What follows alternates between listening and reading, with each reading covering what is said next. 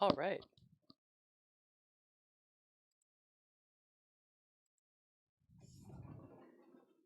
Hello, everybody. How are y'all doing tonight? Tonight, I'm going to move my monitor over, actually. I moved all my cameras around, so everything's totally different. Alrighty. There we go. So tonight, we are going to continue our Monster Manual painting stream. We are, again, doing every monster entry in the Monster Manual. Tonight, we are on the Arakakra and the Ankeg. So let's get our Monster Manual here, and we'll learn a little bit about these creatures real quick.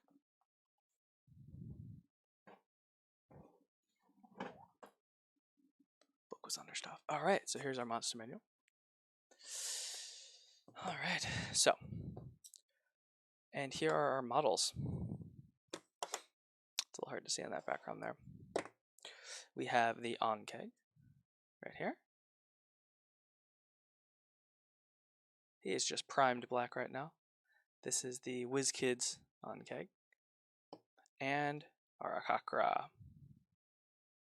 And this is the Nolzor's Marvelous Miniatures model. Comes in the set with the Arakakra and the Harpy. So we're going to start off today. Put these over here. And we'll just adjust this. With these two models. All right. So, I guess you guys can read the... I don't know if I'm allowed to show that. So the Arakakra looks like, yeah, we got our bird people.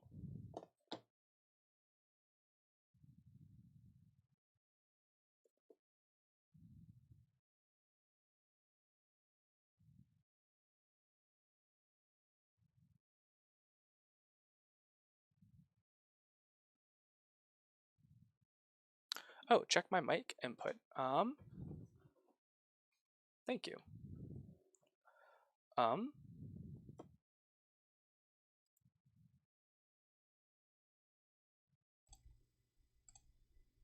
Okay.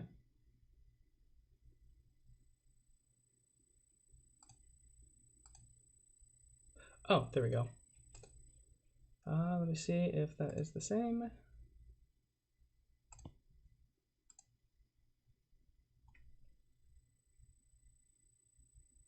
No. It's a little far from my face. Or maybe I have the suppression up a little bit higher or lower than I used to. All right, so I'm going to turn this off here.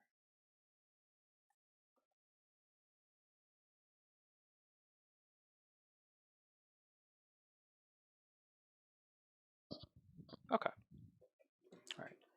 So the Arakakra is these are the bird people. They are a playable race in Dungeons and Dragons, if I'm not mistaken, and they are generally a goodly folk.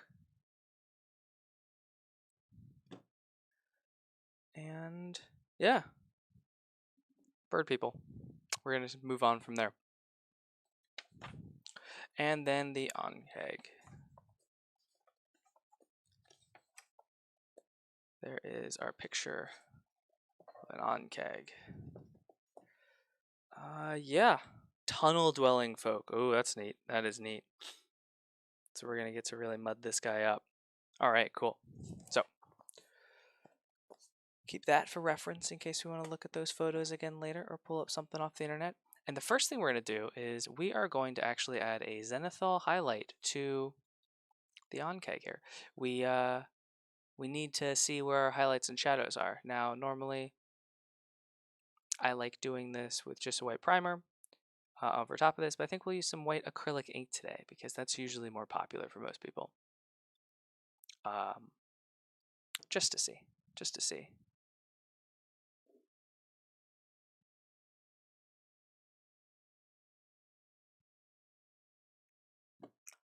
Also, sorry. Still having some issues with the mic audio, I think. Weird amount of background noise. Oh, I might have turned off. I was recording some voiceover and I haven't quite set up my profiles yet. I do apologize, everybody. This is my first Twitch stream and I messed with all of my settings that I use for my go lives on YouTube, and I changed everything, of course. All right. So I have it set at -40. We might just go ahead and up that a little bit, and then, okay. Now you should be able to hear me when I talk, even if I talk really quietly like this. Not quite. All right. A little bit lower then.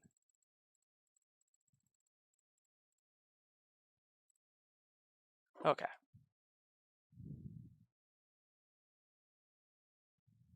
Okay, good. It sounds fine now. And even if that person is lying to me, I'm okay with that because I don't really know what else to do. I only have like the one thing added in, and this is a pretty good mic. So we're gonna crank out our airbrush here just for some Xenothal highlighting. And you can also use just another spray paint with this, with like one of the Citadel contrast paints, or you can use, oh no, I said we were gonna use acrylic ink. That's right. So we're gonna go ahead and use that. I almost immediately went to what I normally do. Oh, scooch. All right, this is my brown ink. I wonder if anyone's ever done that, if they've ever toned their model with other colors of ink besides like white. So here we're going to use the Liquitex acrylic. That's going to take some getting used to. That's fine. We're going to bring this over here. No, we're not. We're just going to leave it actually. Right there is fine. All right, so some white ink. Here we go. And as always, when I use my airbrush, I am actually going to take my glasses off. I normally don't wear my glasses when I'm painting miniatures because I don't tend to strain my eyes too much. And I usually wear them mostly for eye strain, like during my work day or when I'm driving a lot. But I tend to do pretty good not wearing them while I'm painting miniatures. Doesn't help me see details like that as much. So let's see what our consistency looks like here. Okay. So I'm just checking to see how thick this is, and I have another white ink that I use when I do shadows and stuff on, and sorry, Xenothal highlights on other models, but it's a different brand. But I picked up this, and before the old one is out, I want to try the new one. It's usually a good bet. You always want to make sure you have at least something that you're familiar with or that is usable on hand.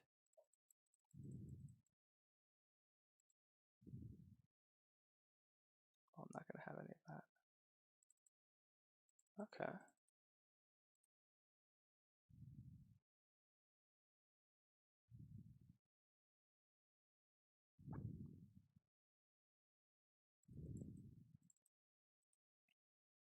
Okay.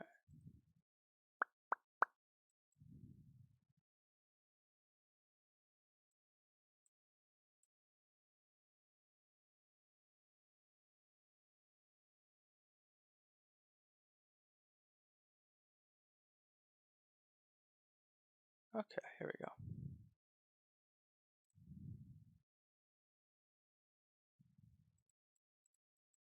Good deal.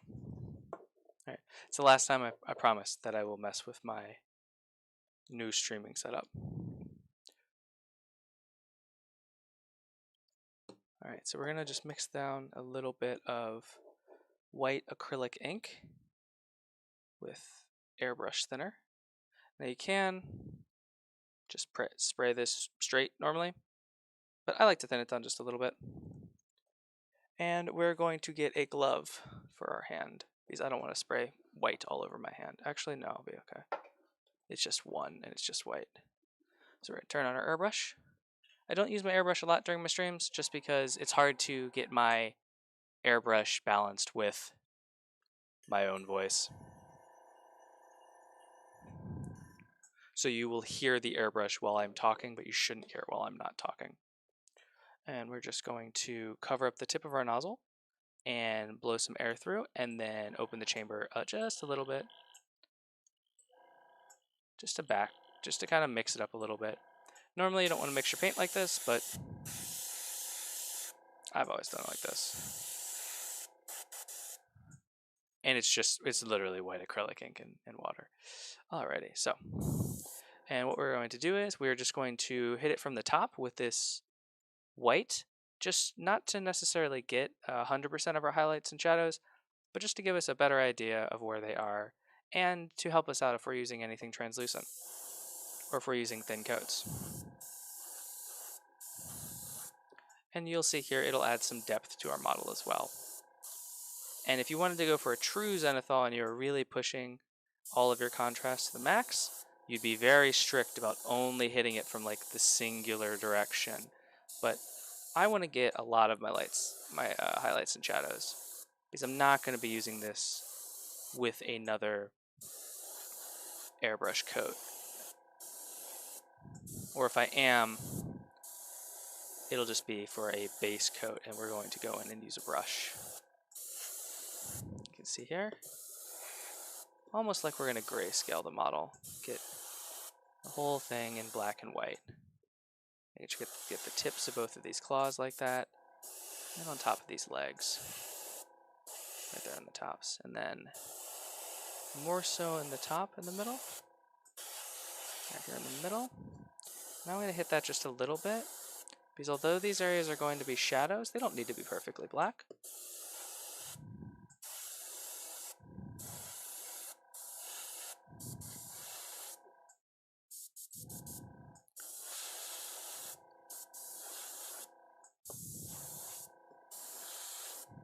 And also, this way, we're not just staring at the mess that is a solid matte black primed model, which, if you've painted a lot of miniatures, you will know is not sometimes the easiest thing to stare at and try and figure out where to start or where you want your highlights and shadows to be. Alright, so we need a cup to dump out all this excess fluid.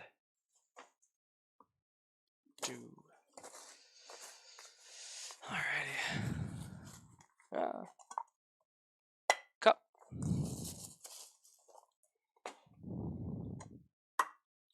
And I like to just dump it into one cup here. Oh, I need to turn off my midnight alarm clock because we are going to be painting well past then. I like to normally take a nap after work, and that's when I want to make sure that I'm up. Otherwise, I really do severely fuck with my alarm, my sleep schedule. Oh, in case anyone is curious, next live stream will 100% have some kind of music in it. I got a little bit crunched for time, video editing, and reorganizing my whole desk area here, cable management, and new furniture and such. So it just fell down on the docket, and I got really distracted looking at overlays one night, and I got really confused looking at overlays the same night, and I thought I had a really cool setup, and then I got overwhelmed because I was like, oh wow, that seems like a lot. Everyone's gonna hate it. So then I decided to go with just a border around the paint box here. I think I just sprayed water onto my desk. Oh yeah, so cleaning out the airbrush, we dumped it out, and then we used a little spray bottle with a nozzle on it, and we kind of just did that to try and get most of the acrylic ink out of there, and then we dump it into this cup here, and then we just keep doing that until it's pretty clear. Like, that's still not very clear, and you want to see the magic happen. We're going to cover up the tip of our airbrush, and we're actually going to, just like when we were mixing the paint, we're just going to bubble it a little bit, and you can see how much more white, you might not be able to see, you can see how much more white that is in there. And that's because there was a little bit of this acrylic ink and such in the actual chamber that holds the needle, and so on and so forth. So we're going to do that just a couple of times, just to make sure that it's nice and clear. Because I think I actually do want to use my airbrush here again in a little bit. Got an idea for the on-keg. Yeah, and that's pretty clear. So now what we're going to do, clean that out a little bit. We're going to grab some Airbrush Cleaner. I absolutely love this stuff. This is by Vallejo, if I'm not mistaken. No, this is the Iwata. That means when I went to the store last week and I picked up another bottle, it was not only the wrong size, but also the wrong brand. But it's fine. Like I said, always buy your new stuff before your old stuff's actually out, especially when it comes to stuff that you use a lot. All right, so we're just going to bubble that a little bit. And this, we're not just going to spray all willy-nilly over the place. That's what this thing is for. It doesn't just hold your airbrush. It actually is going to allow us to shove our nozzle in there and actually spray this airbrush cleaner through the actual airbrush. And you can see up here at the top, there's a filter, and you probably can't see it on this camera, but on that one right there that you guys are looking at me through, you can probably see some smoke-ish coming up, but that's just not quite fumes, but all of the airbrush cleaner being aerosolized. Going up through there. And we're just moving this needle back and forth a little bit, because we want to make sure that the needle doesn't get anything stuck in there or jammed. And as for tools, I will have a tool list down for some of my major stuff like airbrush, compressor, brushes that I use, palettes, and paints. But for the most part, I will say it. But for tonight, this is just the Master Airbrush. It was one of the starter kits off Amazon that's fairly cheap. If you're on the fence about buying an airbrush, I will say buy it, if only to prime and highlight your models and get the big stuff done. You can go in on the internet and find like all the sick, smooth, creamy blends, but all that stuff's a little bit advanced and sometimes not really worth the effort when you could just do something even different or more different with a brush. All right, so I'm just going to put that away. Make sure this is off. It's off. And we're going to actually start to paint. Now this cup we can't obviously use for our paint water because it is full of airbrush cleaner and airbrush thinner and all this other stuff. So we're going to get rid of that stuff. We're going to get a separate cup for water. Oh no, I need more cups soon.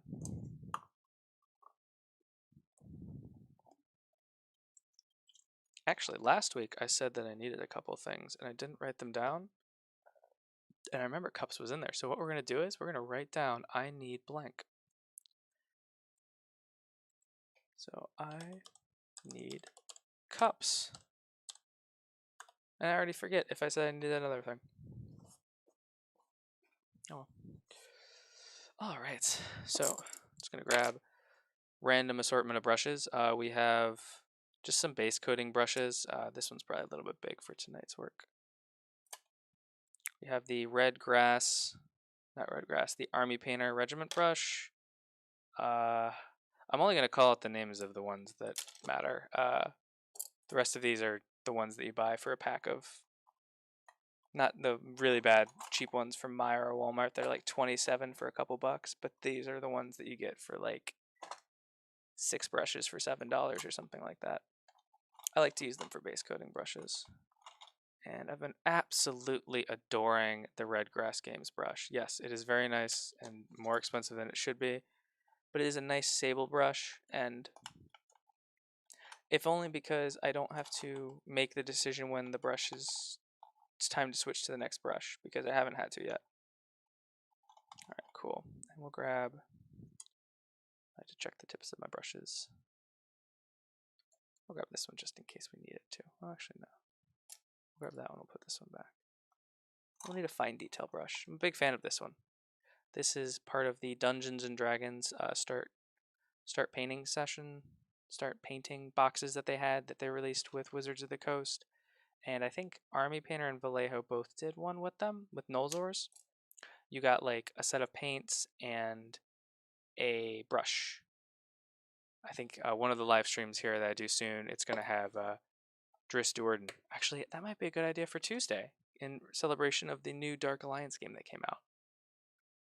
And the new Magic the Gathering set that is going to take up too much of my wallet, because I want all of the cards of the people that I recognize. Like, I don't care about all the D&D cards, but I want all of my favorite characters. So I'm very excited for that. But this, we're going to let dry. So we're going to start with our bird. I think this attaches to this. Correct? Yeah, correct. Alright, normally I don't use a big one like this, but I attached it with sticky tack to it, and I haven't touched it in about a week and a half or so, so it's not going to come off. Alright, so we have to decide what we want to do with this model. And normally I don't like having a plan before my streams because then it's just me painting and it's all mechanical. So I want to kind of talk through my process. The first thing I'm going to do is I'm going to go on my phone here and I'm going to look up our Kakras in D&D. So D&D, our Kakra. Okay, so we're going to go to images. And I'm just going to look at some of these. Oh, no, that's not what I like to do the most. I like to add art at the end. Yeah. So this, I would highly recommend that if you are a miniature painter and you like looking things up on images, add the word art or painting to the end of your search whenever you're searching for something. You will find so much more creative stuff so much faster, things like this, than if you search like miniature. So like for example, if we're going to search miniature, you're going to see a bunch of people that have painted this or a bunch of unpainted versions. And they're probably either going to be generic paint styles or very, very much beyond or way below your skill level. You know your skill level. So when you see art or painting or things like that, you're going to know exactly if you're able to paint it or not, or how you would interpret whatever it is to your own specific skill level. So I want to find one that I like, and I'm hoping to find a desert theme one to go with the Sphinx that we had painted the other day. I do like the robes on this. Now let's see, do we have clothes on this? Yeah, we got some clothes and what looks like a little bit of armor. So we're gonna keep looking here. Gonna do this. Got toucan bird. I like that. Oh, I like those wings actually. With the darkest right there on the top. And then I like that a lot.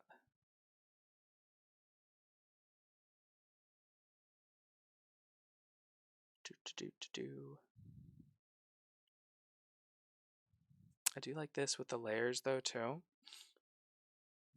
So looking at our wings, because that's obviously the biggest part of this model, is 100% the wings. We are going to need to decide that first. Okay.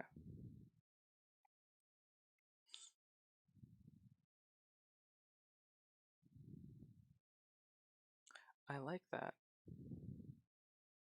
Just doing a trace outline.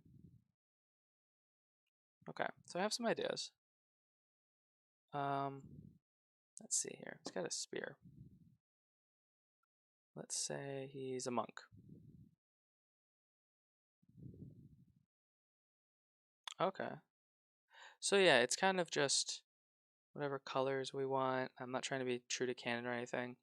I like the brown and the white, with the brown and the white feathers. Blue would be really nice though, but I think we're gonna go with the brown and the white, kind of a more traditional color for our wings. And I think what I'm going to do is I'm going to make it very simple and easy. And we're going to go ahead and at the base of each layer of feather here, we're going to decide if we're going to be white or brown.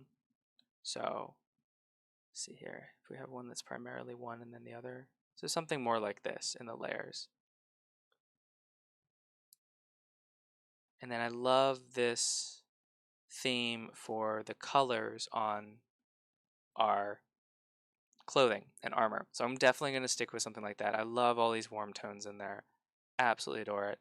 And so now we're going to get started. So that's kind of how I usually decide how I'm going to paint my models. And we're also going to get a drink here. Get some water. Because we're going to be painting at least these two models tonight, 100%. I am super excited because I just either located or...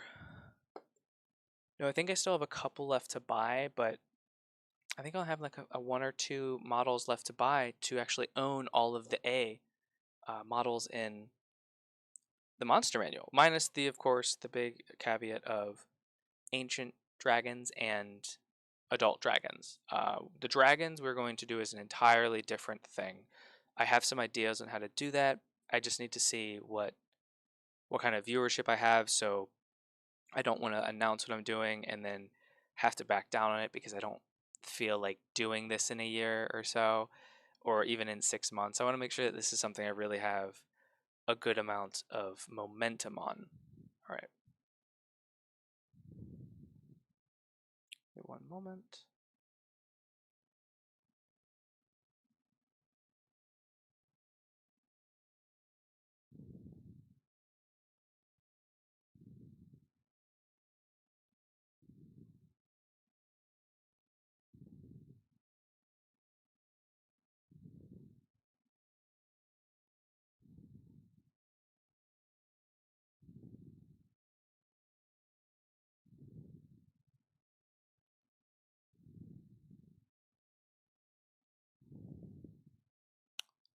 I do apologize.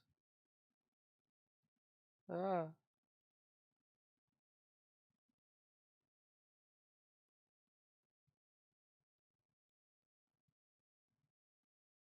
Okay. So for this, we are going to start off with our wet palette. Now I use the Redgrass Games wet palette. I know they just came out with a second one, with a new one, and I'm really excited for it. They made some actually really good improvements to this one, and this was already like one of the smartest crafting things that I'd ever seen. The new Redgrass one, it has just like a bunch of different like small quality of life features built in, and right now I only need one because I'm actually working from home, but when I was working in office, I liked having some paint stuff, like obviously not a whole big setup like this, but I did like having some of it at the office just to kind of like work on stuff, maybe get some base coats down on a model or two here and there. But now I am very excited. Oh, dear me. Uh, an amazing local store in the Cincinnati area called Mavericks allowed me to post up that I was going live tonight, and I did because I absolutely love their store. I'm looking forward to doing some really cool stuff with one of the members of their staff and just playing there in general. And I totally forgot to put the time of the stream, and it's not like a normal time. This is pretty late for us on here on the East Coast to be starting something like this. So I just realized, like, uh-oh. I want to make sure that I put that time in there. Okay. So I'm going to do what I like to call the inside out method, and where I'm not going to start on the biggest piece. I'm not going to start on the most complex piece. I'm going to start at the hardest to reach places on the model. For people like myself, that's just a little bit easier. You'll hear me mention it again and again. I don't have super steady hands. I tell people I'm a commissioned miniature painter, and I also do it a lot for fun. And they are like, "Oh, I could never do that. My hands aren't steady." And I said, "Mine aren't super steady either. That's why I don't win a local painting competition level of painting commissions. We're called good enough for a reason. It's good enough for, all your tabletop standards. You're going to have a very impressive army on the field, not just at tabletop standard, but just definitely more than most people will do themselves, frankly. That's why I only have the two levels. And again, the goal is to paint models for people that can't paint for themselves. And you know what? For them, it's always more than good enough because I always make sure that I put in extra effort in every commission that I do. I think no matter how many people I've told they're getting like level one or they pay for level one, I don't think I've ever painted a commission model that I haven't put that like little bit of extra oomph into it to get to that it would be actually qualifying for level two. And I think that's part of the secret is to make sure that you leave yourself some wiggle room. All right, cool. So I do. Again, we looked at a picture of what was probably a monk, Arakakra, but I'm going to do this guy in kind of the same tonality, like the same tone colors, but not necessarily as a monk with the robes and stuff. So we're thinking like our warm colors. So I think I'm going to want to use a bronze or a gold at some point on this. So I'm going to decide where that will be, and I'm going to base coat it in brown, because brown will allow that gold to really actually go on in your first coat. Because if you break down gold, it is yellow and orange, and if you break down bronze, gold at its core is yellow, and bronze at its core is kind of an orange, and orange and yellow are right next to each other. And brown is comprised of a mixture of orange and black. And yeah, it helps a lot. Helps a lot. It's kind of like that what is it? Oh, in order to paint a nice vibrant yellow on a model, you always paint it a very, very bright pink first. It's kind of like that, but with brown. I've started doing this recently, and I will never go back to not doing this. And I like to use Vallejo Game Color for things like this, where I want to get like a nice solid even coat on my first coat, because it is phenomenally pigmented. All right, so we're going to use the back of our brush, and we're just going to mix this down a little bit. Take a little bit of the other brown in here, it's not that big of a deal. Okay. Okie dokie, here we go. So I want, yeah, don't immediately dip your finger in the paint. Ricky, come on. Let me get rid of this actually. I'm just gonna move this over here. We'll just leave our paper towel right here next to us. You're not till later, okay? I'm coming for you. Alrighty, we're gonna grab a little bit of our brown here, and we're gonna go ahead and paint his armor sections. So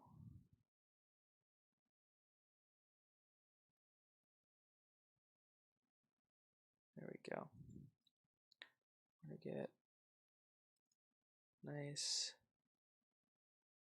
good coat on this part that I definitely am going to be painting I want a darker tone of these colors.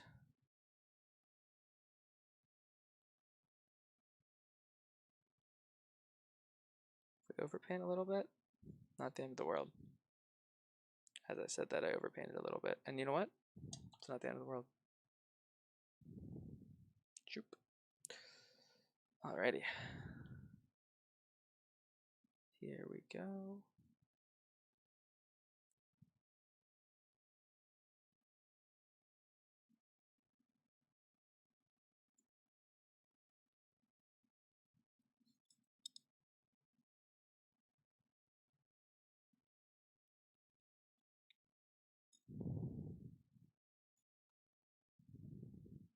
I think I'm going to want his inner armor. I think I'm going to want both of these to be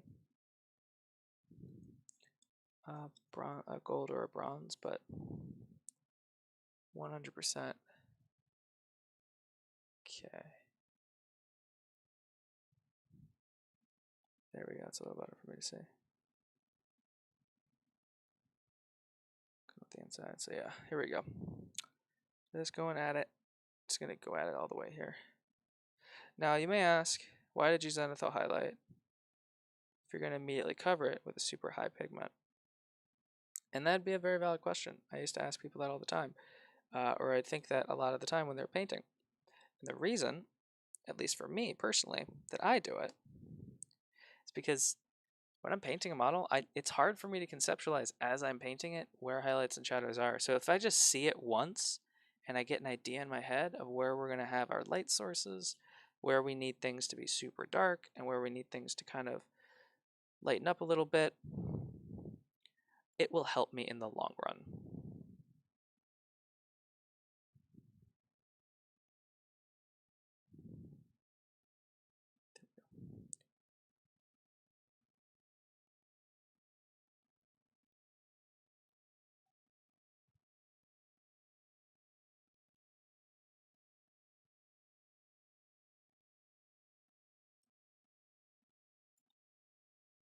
Again, this doesn't need to be a super solid coat. This is our first layer, and it is literally just underpainting.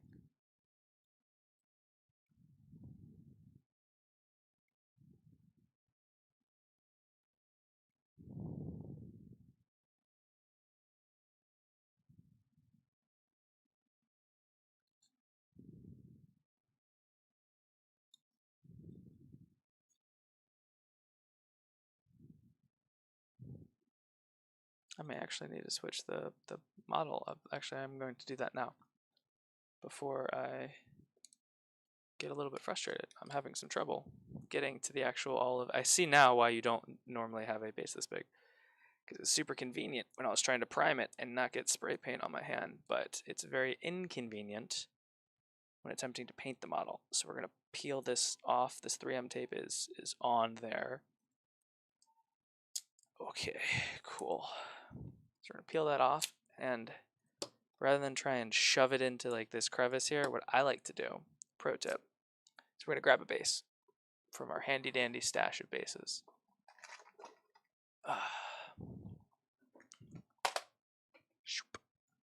So we've grabbed just a box of bases that I have.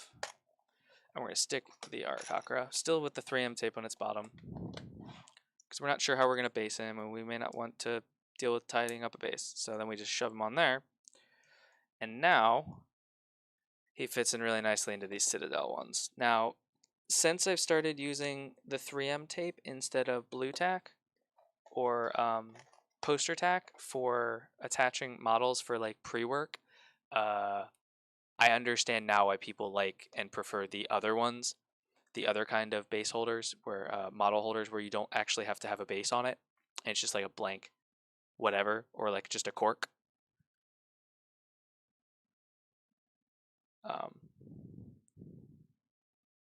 Sorry, again, with the...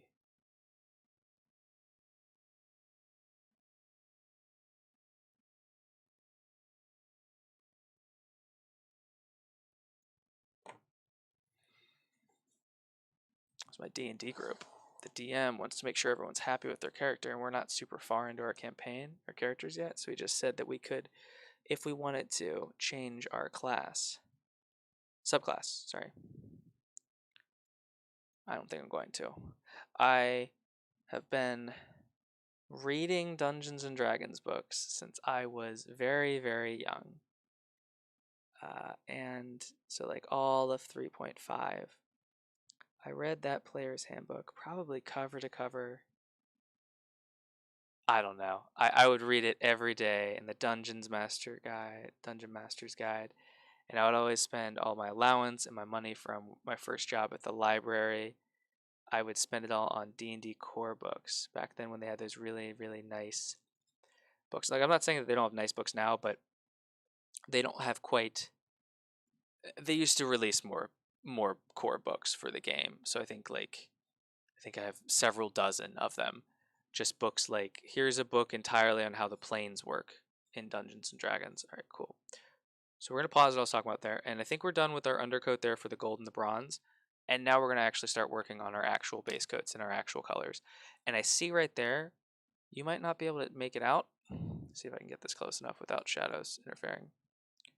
But way down in there, it's going to be pretty hard to get, like right on the other side of that arm. Is it going to focus here? Oh, wait, I have this handy dandy thing. We'll just shove this behind the model when we're trying to get into the details. Yeah, so underneath his arm there, you actually can't even see it. It's going to be pretty hard to get back in there, so we're just going to do that now. That's why I like to do the inside out method. And I think I want that to be a nice orange or red. Yeah. We'll go with that. Get a drink of water, because we're going to be talking for at least, at this rate, probably 3 or 4 hours.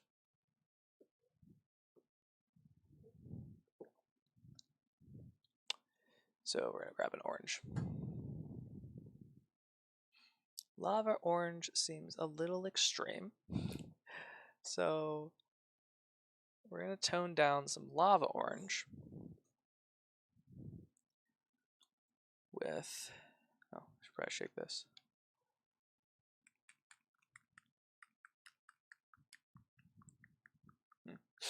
Well, we might put it on there and then actually see what it looks like after we've added a layer or so of it. Oh, actually, that's not, I wouldn't describe that as lava. So this is some fluorescent orange. I would describe that more like, oh no, this is pretty close. I honestly don't know what lava looks like. Now that I'm trying to think of it, I have no idea. I think it's blue like the ocean, but it's like really hot. So grab a little drop of water. This is a wet palette, so we don't have to add too much water to our paint. And we're just going to mix that up. Clean off the end of our brush. And grab a little bit. Make sure we have a nice point. Make sure we get a nice brush feel. This might be a little bit thin, but we'll give it a whirl. And we're going to go ahead and try and get in here with our orange.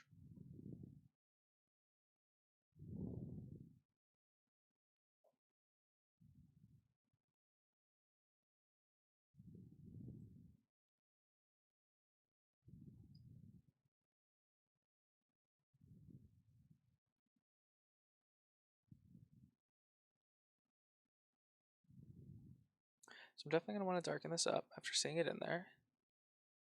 I'll show you guys here in a second. But I am already loving this, the muted colors that we're going for here.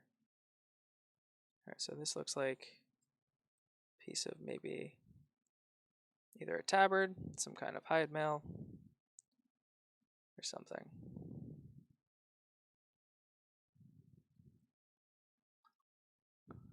And as you guys can see, I have good days and bad days, but today is a bad day for shaky hands, and I'm still going to paint these models. It's just not going to be quite 100% as good as maybe it could be, and it's why we do things like paint really expensive Warhammer models some days, and paint Dungeons and Dragons every single thing that they have things other days. Because you gotta have those levels to it, man. You got to be ready. Alrighty, so we're gonna bring that all the way down here. This is definitely gonna be 2 coats, and our second coat we're gonna go ahead and bring down a little bit, color-wise. Alright, cool. So there's that. And for the trim around that, actually I might revisit the idea of using gold on him. I might do something else. I might make his armor brown. And for the trim around the armor and stuff, in that same vein, we're going to start with some red.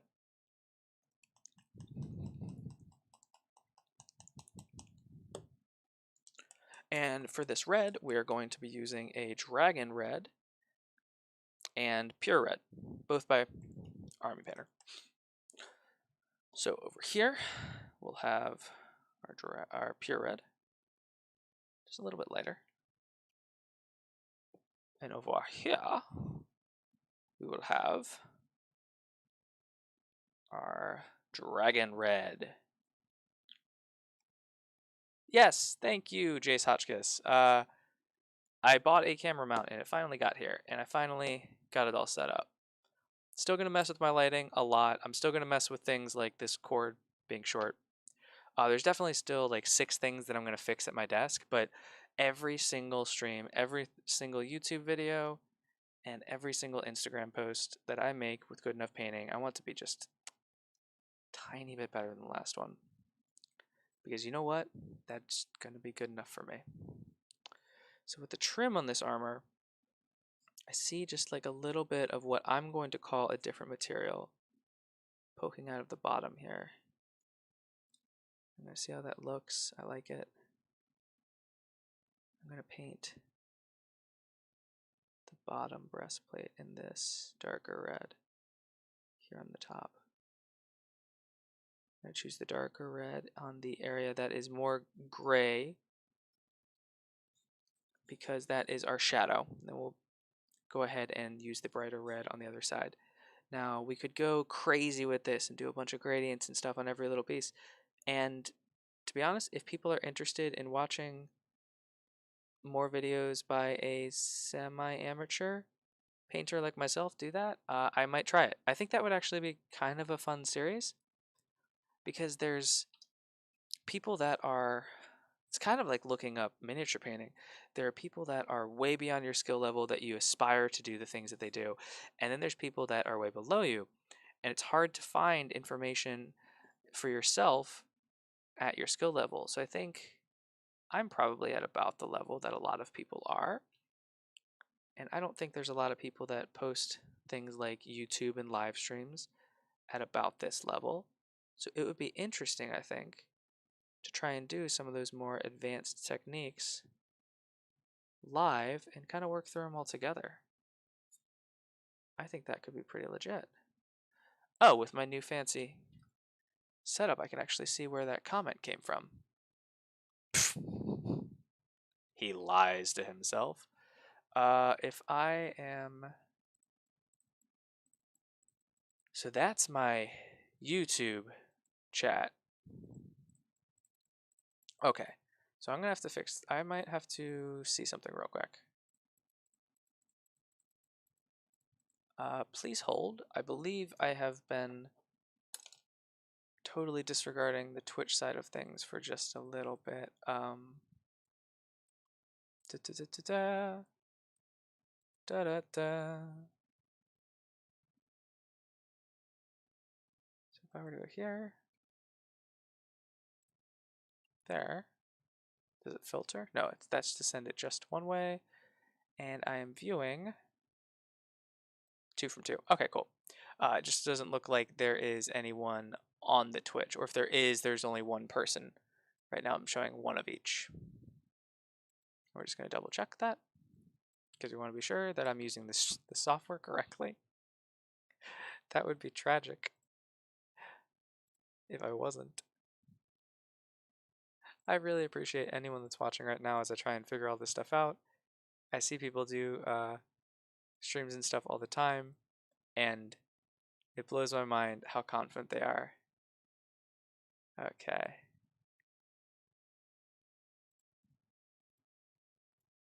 So this one is live now, and I go to analytics. I should be able to see concurrent viewers on YouTube.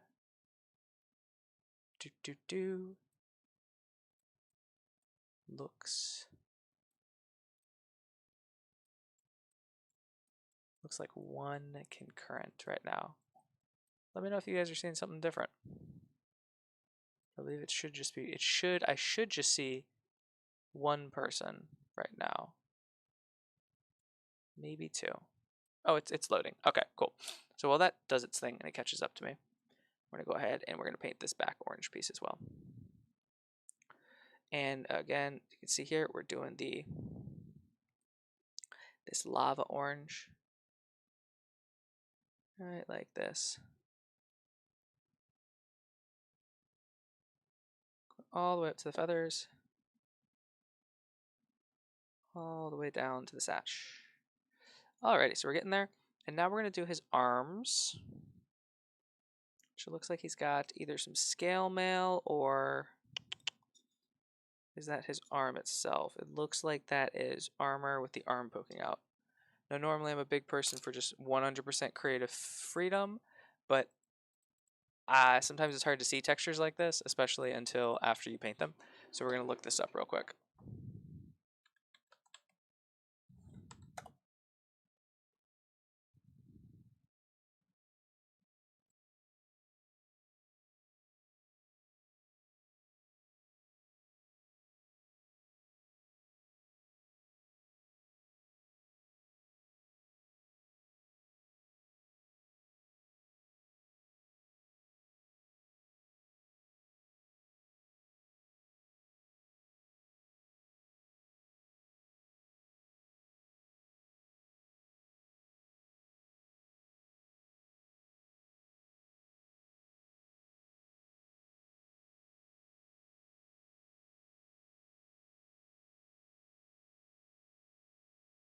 Okay, yes, I am very, very glad that I looked it up because I wouldn't have noticed this until I actually painted it, but this detail in between, so you see this little armband thing right here that I'm touching with my brush, above and below that, but when we painted it, it would have been really obvious, but those are actually his feathers.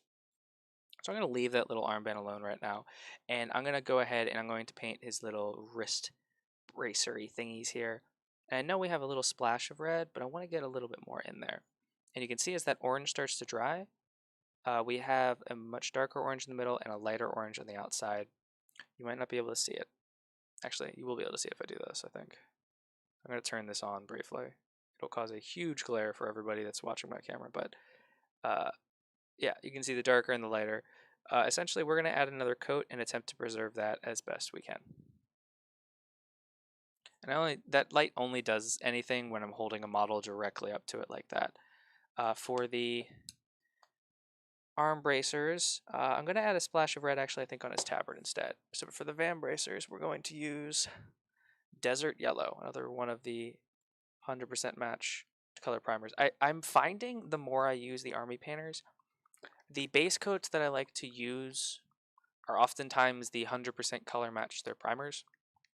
I don't know if that's... I'm sure it's by design, but also I don't know if that's something that, like... I don't think they specially formulate each one of their paints the same way that, like, Citadel does with their base coat, layer coat, base and layer system. So prime, base, coat, and layer. Because they actually have that system in place, and all of those are chemically different from each other. What else do they do? I think they do base layer, air effects, shades, washes, things like that. I don't think Army Painter does base coat and layer coat. All right, cool. So we're going to go in with this yellow, and we're just going to go ahead and paint in his gauntlet. And this is a nice and easy one.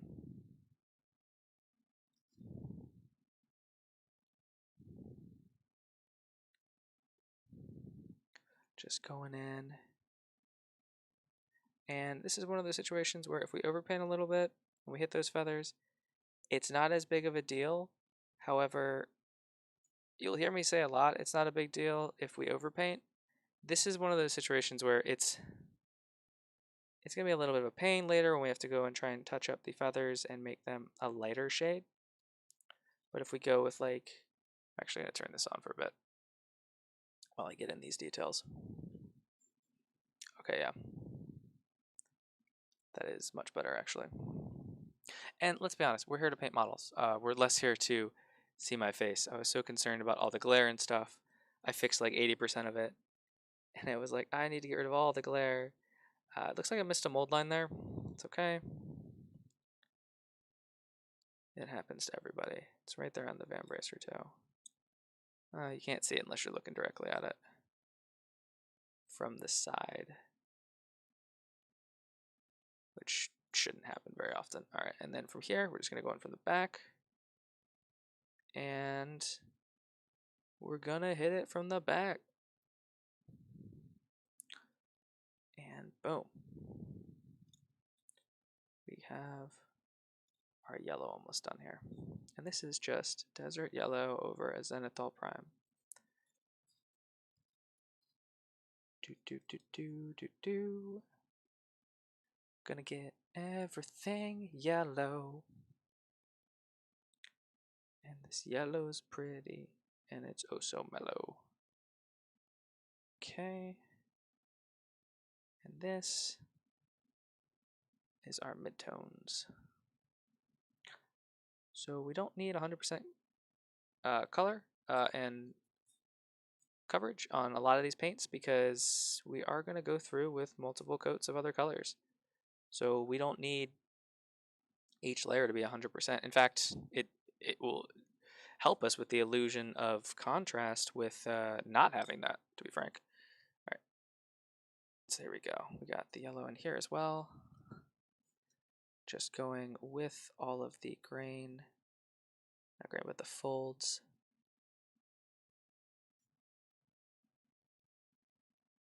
There. Another mold line. Did I even? No, I definitely gave this guy. Oh, I remember when we. So we actually prepped this model for painting during one of my Tuesday night live streams, and we did it at the end of the night. So I would say in the future, we don't do that kind of stuff at the end of the night because we could have done a much better job on these mold lines. Because you think to yourself, wow, I'm not really up for painting. I will do some modeling. So modeling being things like assembly, cutting things off sprues, gluing them together, so on and so forth. I would say that's actually really great. Don't paint when you don't 100% feel like painting. However, maybe something super detailed and finalizing, such as the removal of sprue lines before priming and then proceeding to prime, might not be the best thing. All right, cool. So we have those blocked in. We'll do his feathers here in a bit. He's got a belt with a bunch of doodads on it. Now, whenever I find doodads on a belt, I just kind of try not to paint them and then paint a little bit of them anyway. For the belt, I want to go with, I think we're going to go with that orange again. And we'll find a way to differentiate it from the material that is on his sides. Okay, so going for just the belt here.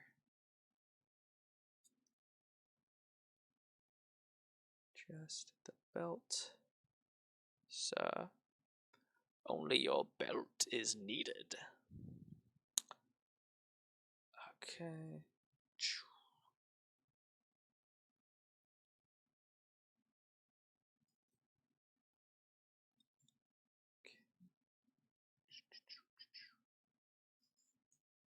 And from here, we're gonna hit. This is what I'm talking about. Could you imagine if we put in all the base coats and finalized the feathers, and then we had to go back in here and paint this belt? We probably just wouldn't. We'd probably get semi-done with it, and then just kind of leave it, and trust that our black undercoat and shadowy priming job would cover it. But this way, we are kind of working on everything all at once. Okay, cool. So it looks like we've got feathers, feathers, feathers, and then his tabard here. I do like the idea of throwing a little bit more red in, so we're going to go ahead and we're going to do that. And we're going to go with a first coat of the dragon red here first. Getting a nice tip on our brush. And we're going to go ahead and start here. Just getting this down in all of the deeper areas.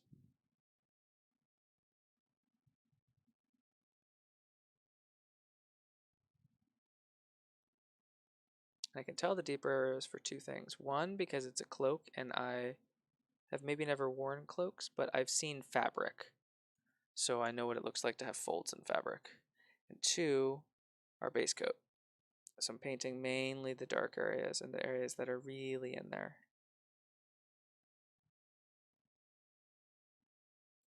And usually up towards the top. And then we're going to paint just a base coat of red all along the back here. We're not going to mess with contrast or highlights and shadows on this back section. You can see why. His tail feathers are in the way.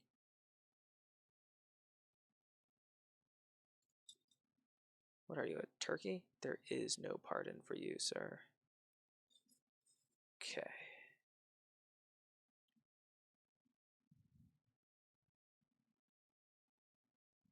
There we go.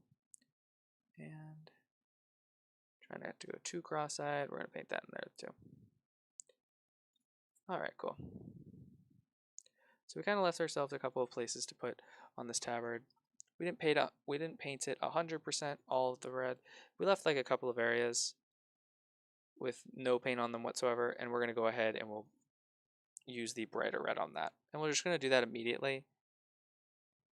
And we might switch back and forth here a little bit, but we're going to start with this first. Just with the brighter red, we're going to go in and get a couple of these spots.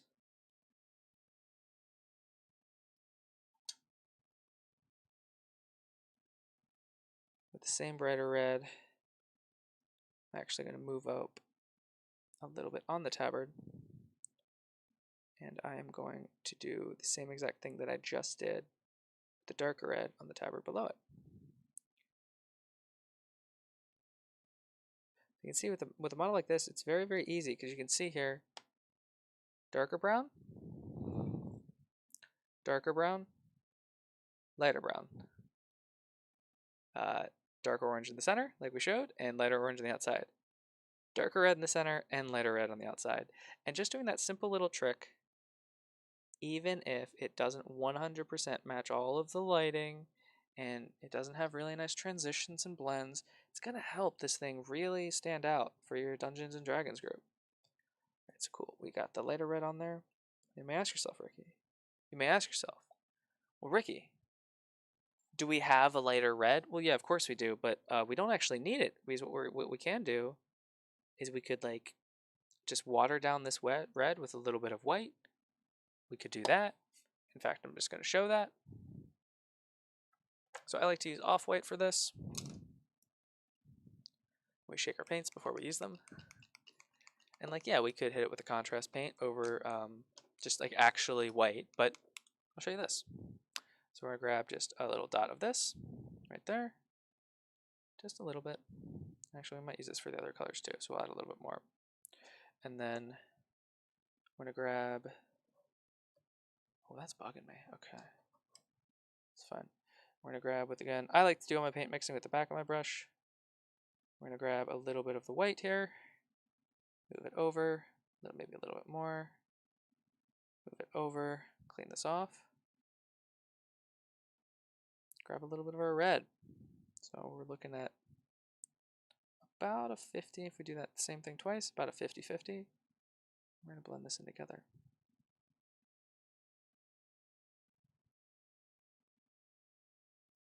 There you go. Nice. It's keeping the same hue, the same overall tone, but without going to like a different color, if that makes sense. Kind of the difference between this orange and this orange. If I put a shadow over this orange, it might actually be like the same color or the same hue, but it might not be the same saturation. That's the word I'm looking for. So with this essentially pink that we have now, we're going to make sure we have a very fine point on our brush, actually. And get just a tiniest little amount, just a little bit. We're going to go in here on the bottom and hit some highlights along the edge here.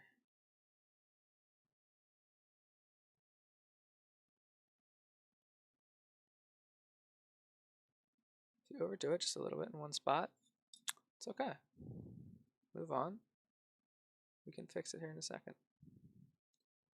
We're actually 100% going to overdo it here in a second. I didn't do that whole line. So I noticed a spot that I didn't really paint, so I'm going to go back in with my normal red. Just kind of fill that in a little bit. That's a little bit bright, so I'm going to go in with my darker red now.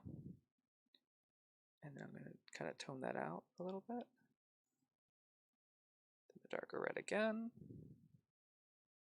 Make sure it's staying pretty dark in the center. There we go.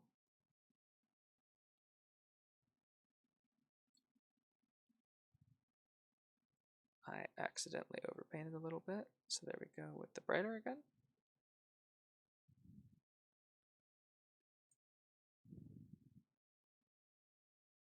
Paint's a little bit thin, and I accidentally kind of just got a little bit of a wash going on there with some water, so I'm just going to get a dry brush and clean that up a little bit.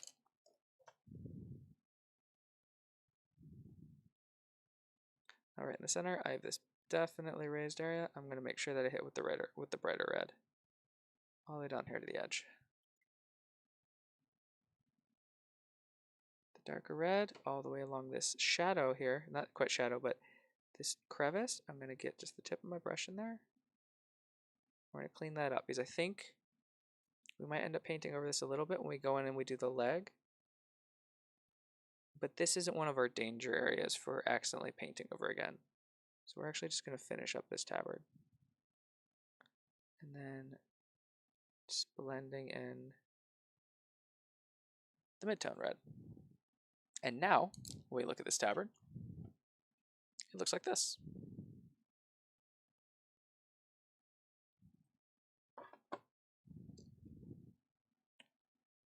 And go ahead and paint the bottom of it here. Don't want to miss that. Cool, cool, cool. All right, next up, we're going to do the next tabard. And we're going to do that kind of the similar way. but we have a little bit less going on. So we're going to go in here again. The red. Again, that was a little bit too thin. That's my bad.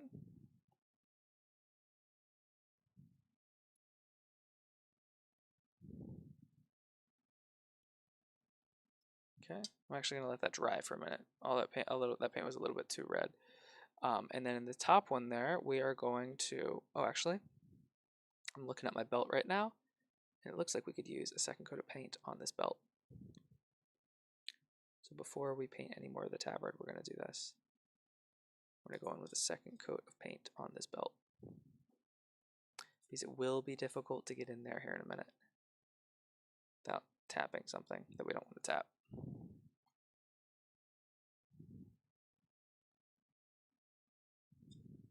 And that one back in there, I'm actually pretty okay with that, and I'm pretty actually happy with that armor back here. Okay, go ahead and just, yeah. Some water here. We're getting there, we're getting there. All right. So then for our top layer here, we're gonna go ahead and we're gonna paint it very similarly to the middle one. Except when we do our highlights, we're gonna make sure that we highlight even more.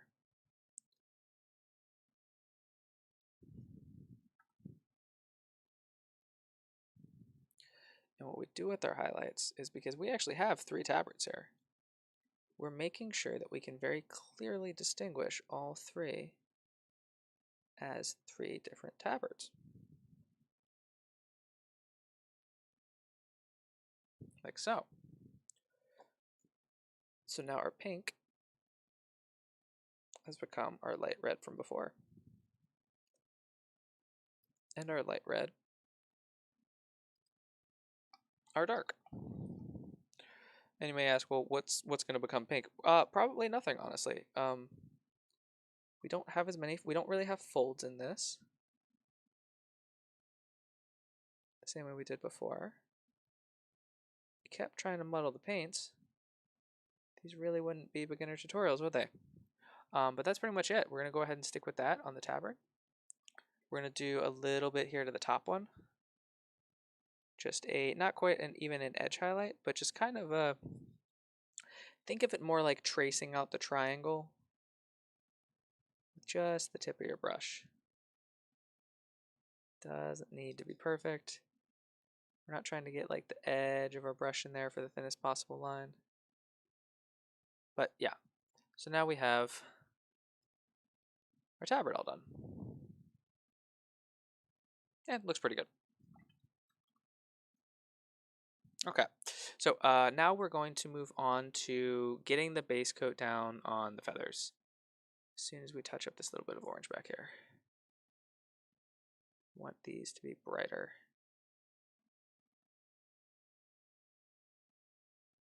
That back there hasn't had any orange on it yet. Okay. And for all of these feathers, I want to go in almost sequential rows here. I have a giant mold line that I cannot ignore, so we're gonna cheat here, guys. Jeez. Okay. See this right there? That's something other Ricky really should have gotten rid of. That one back there, not as big of a deal. It's there, it's just as big, but it doesn't, it's curled up in his arm. This, people are gonna know. So I'm not gonna try and scrape it all away because I don't have issues with paint adhesion. But we're just gonna try and cut it just a little bit down. And when I do things like remove mold lines that aren't really easy to just sand away, because I love using sanding sticks for something like this, or like the mold line remover tools. I think of it less as attempting to remove this line as carving out carving a model using a very, very much already established structure And I just have to make sure that my one bad little piece of clay is gone. So like, yeah, that looks pretty bad. But we're going to go ahead and we're going to add a line in here for that feather. And the same with this one.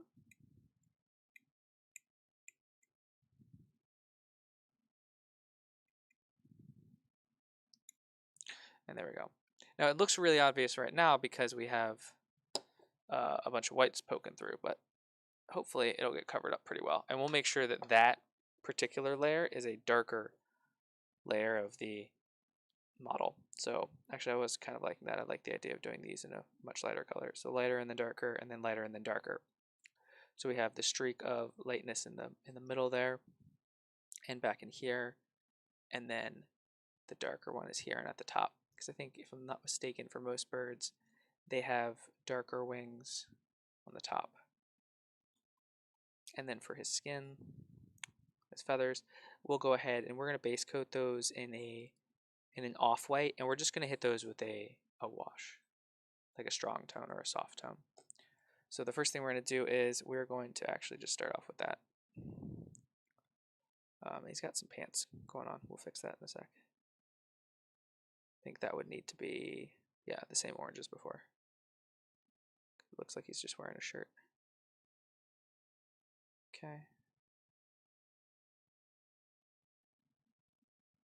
Am I doing this in the wrong order? Actually, I think I want to do this a little bit differently. I'm going to grab my Monster Brown. And I'm going to do a base coat on some of the feathers in Monster Brown here. Just haven't figured out how I wanted to paint this model yet. Because I realized that's going to take a couple colors of the off-white, and then on top of that, we're going to have some trouble with paint adhesion the whole way down. But if we get a base coat of Monster Brown, then we can add some highlights. Ooh.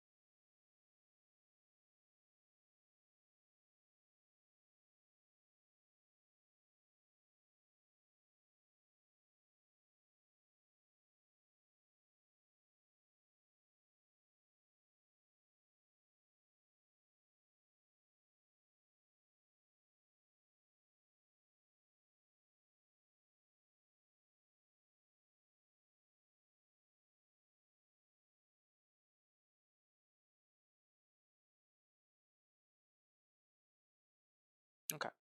Okay. So yeah, I kind of like that. We're going to go ahead and we're going to start with this lightest of browns here. It's going to be a thin coat.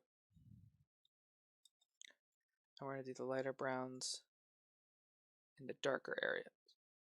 In the darker areas here. It's like along his sides here.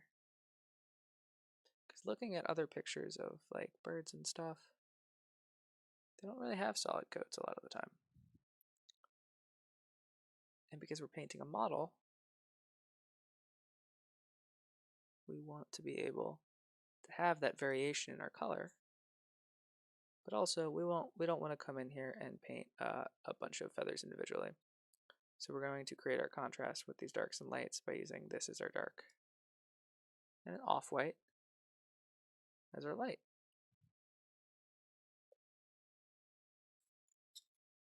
So things like that, the bottom of the leg here. So that top would probably go left, but we'll just do it like a line here. And if we muddle these, not that big of a deal. Because it is, after all, you know, a scale model. Oh, there we go. Now we can see it.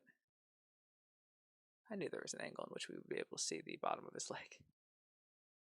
Alright. Thin coat achieved. And he's got these chicken legs that we're going to do, and we're still going to do the traditional super bright yellow on the chicken legs, of course. Okay, so then back here, actually. So we're thinking about our lights, shadows and such.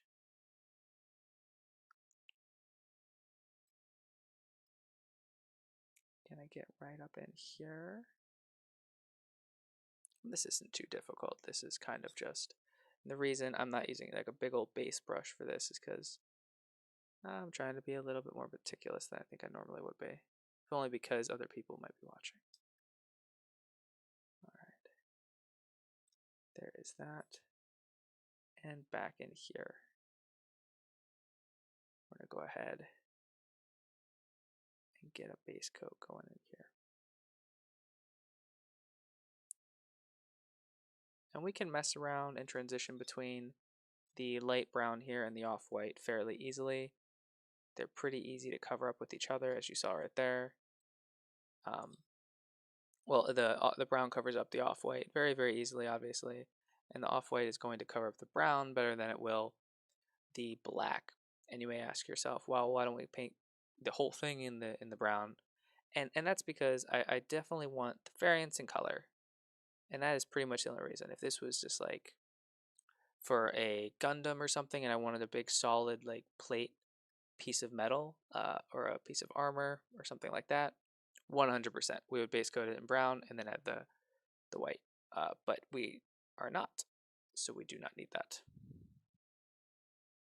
I'm actually going to bring this up just a little bit. And just a little bit again. This down a little bit. And then this down a little bit again. Okay.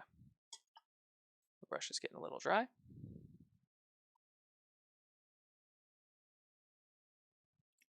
We'll move on to this leg over here.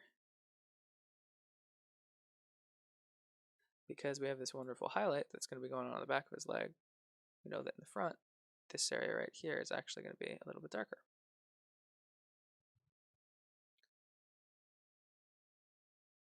Which is absolutely perfect because if we look at our model from the front, we have lighter and lighter and darker and darker.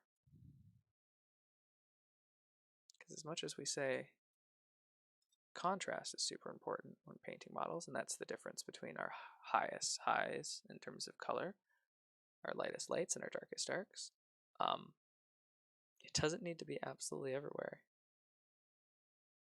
We want our highest and points of color to be near the top of the model, or whatever the focal point is. All right, cool. So we're getting there. Go ahead and get in this little crevice here. And we'll go ahead and we'll do this area right on the inside of his leg. Next to where we just finished up with the reds. And whenever I'm doing things like this, in order to up the contrast just a little bit, I'm going to make sure that I paint just a little bit all the way around it, just to make it obvious. So it doesn't look like we just changed our colors. I'm going to go from dark to light to dark. All right, cool. For the arms, we're going to be a little bit less all over the place with it. It's just going to kind of be front and back. So in the back here, towards the back, we're going to get in a light brown. And right here next to the armor, light brown, and right up here at the top, light brown.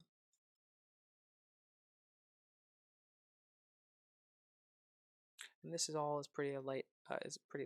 So the only thing I'm going to do here is I'm going to go in from the back here. And I'm going to make sure that I can see what I'm painting. There we go. And I'm going to get as much as I can right there. A little bit of water on there, never hurt nobody.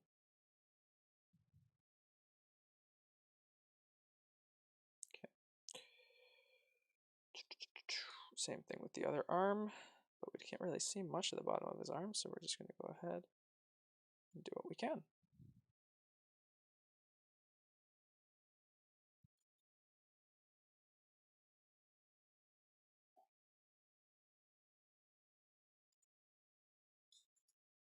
Then his fingers are probably actually fine. Just add a couple of variations in color here. Ta-da! Alright, again, we probably overdid it. ADHD medication is definitely kicking in, and I'm becoming hyper-focused on things, so I apologize. No Faith. Hey there, working on Death Guard as usual, getting bases ready. Ooh, what kind of bases are you doing for your Death Guard, No Faith? Anything special or just something a little generic like, don't get me wrong, I'm not saying generic's bad. Something generic like forest or dead Marines at their feet. I don't know. Alright, cool. Cool. Now we're going to go through with our colors, and I remember I said I wanted this one right here to be the darker. Although it looks like it's a little bit different on the front and the back. Yeah, wait, because that's the lowest. So yeah, just like with a regular bird, its feathers aren't perfectly in lines, which is fine. As long as we are making sure that from all angles we can't really see both the front and the back of these kind of two-dimensional spaces, no one's ever really going to notice, and I'm not going to know.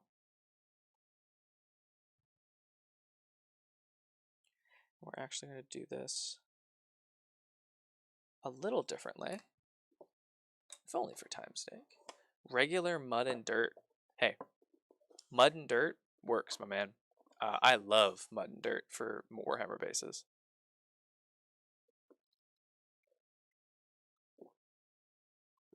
Now, I will say, me in particular, I find basing models a lot easier than painting models. So I usually go way overboard with my basing. Like, I think in terms of like diorama and painting, I'm probably about 10 times better at doing diorama things than I am painting things. Alright, so this is going to go away. We're going to put on our hoodie because it's getting a little chilly down here in the basement of good enough painting.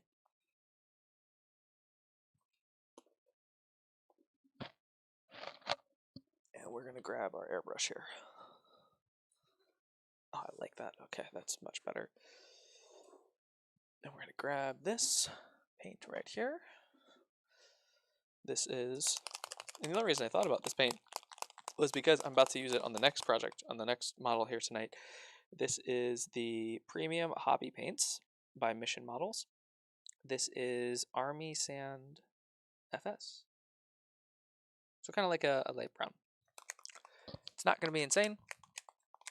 Nothing crazy, but if we put this on there a little bit, being careful not to overspray too much, and then we hit it with like a contrast paint, I think it'll add a good look. And even if we overspray a little bit, as long as it's not actually covering up the pigment on and toning things into brown that shouldn't be brown. So like if we somehow managed to hit these bracers, which we haven't even finished painting, so bad example, if we managed to accidentally hit this red so hard that we can see the brown like sparkled all over it, we might need to touch things up a little bit. However, I am 100% looking to make this into a desert theme, so having things just kind of sand blasted, as you will, be perfect.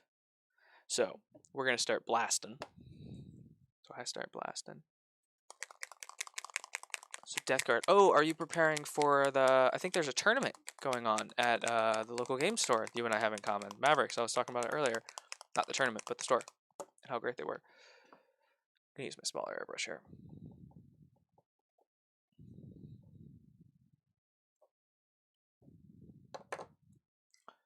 Do do do do do do do. Oh my god.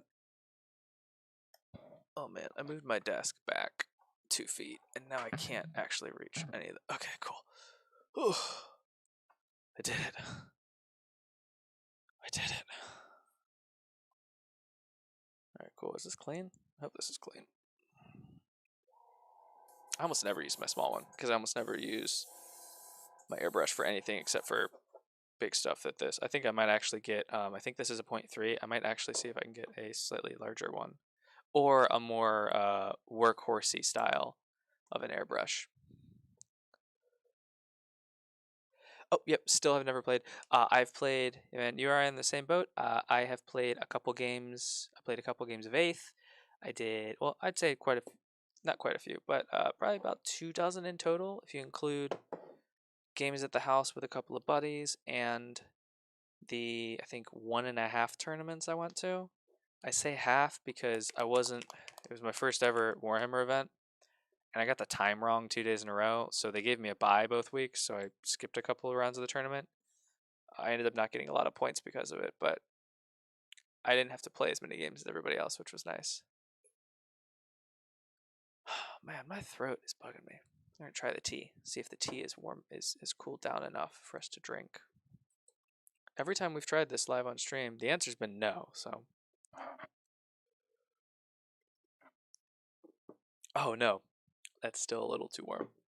But it was a lot closer than last time. So we'll stick with the water.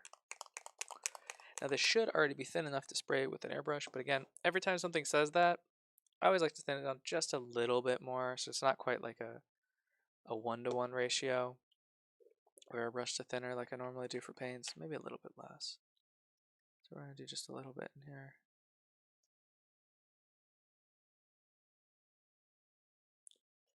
That's plenty. So you and I can bring our... Oh, No Faith, did you check out the stream? Oh, it's got some airbrush cleaner in my mouth. That's awful. Yes, I'm going to swish it away by drinking it, but also now I don't taste it anymore. Oh, that was horrible. Have you been checking out the Tuesday stream with the Necrons? I think that might be the army that I end up playing first. My first ever 9th edition game. And I think the last 8th edition game I played was... Damn, almost 4 years ago? No, that can't be right. Gen Con 2019 would have been 2 summers ago. No, it was the 2018 Gen Con was the last thing that I played, and it was a tournament. I played my Eldar.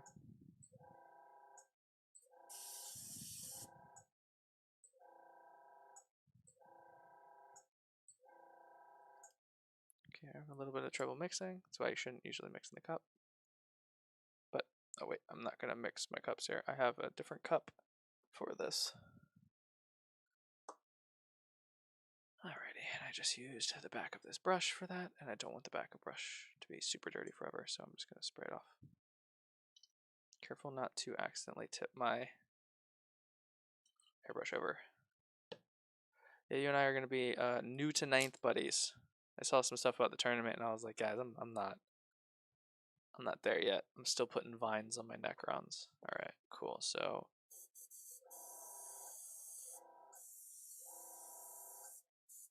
What we're checking here is we want to make sure that, yeah, we're getting color, like whatever, and that the color is good and we have stuff flowing, but we also want to make sure that we aren't getting like spider webs, and that when it's pretty much drying immediately. So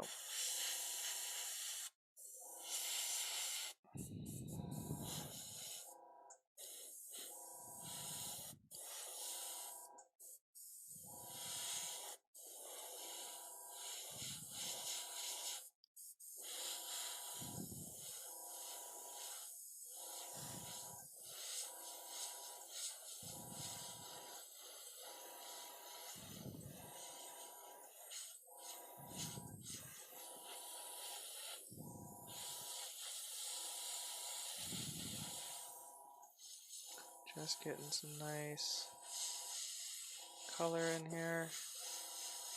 Nice feathery colors.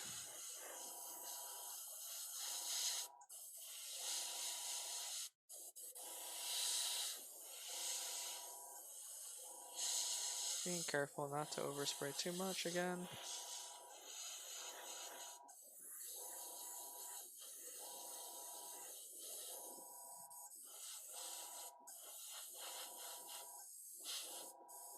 Now we're going to look at the top here. We're going to try and make sure that we're getting a nice solid light coat here at the top.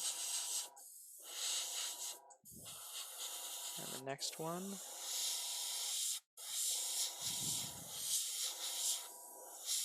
Just going to add some lines in here, just to kind of make some differences in color. If we make differences in color like 3 different ways, we have a bunch of differences in color.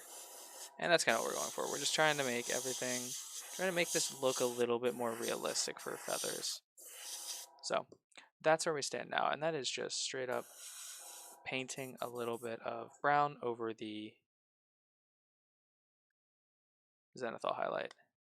So when we went through and we highlighted all of those highlights and shadows, you can see that they're still, after establishing them, they're still established 100%. But we're getting some variance. And you can see we got a little bit of overspray, but honestly, let's look at this pretty closely. We had a little bit of overspray here where I put the first layer of orange. Yeah, we're probably going to repaint that. But everywhere else we got overspray, that's already brown. You won't be able to see it. And that's on his head, which we're going to be painting in the same feather color anyway. The tricky spots are going to be in here, but we don't actually have to paint as much on the inside because the insides here are going to be much darker. So we don't need to worry about it quite as much. And we're going to go back through again with white. Only able to watch the Necron stream for a bit. No hurry, but I think I'm about ready. I'm going to start last year, but COVID, so I have 2 years of painting. It's a good plan. 2 years of painting. I think I have 6 years of painting now. Okay, I've had 6 years of owning Warhammer models. I probably have, all in all, considering the number of times I've put down the hobby in its entirety, maybe about 2 years of painting here. Maybe 3. So I hear you, man. Like, it's especially, and I didn't have any idea what I wanted to paint or how for the longest time. Like, I owned some models, but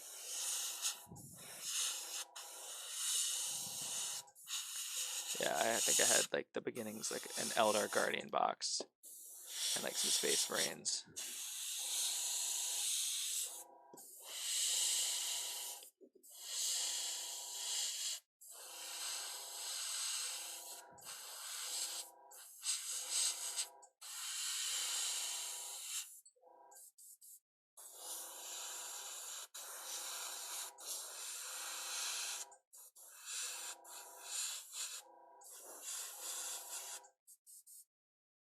There we go. On the outsides, I'm actually gonna make this a little bit brighter.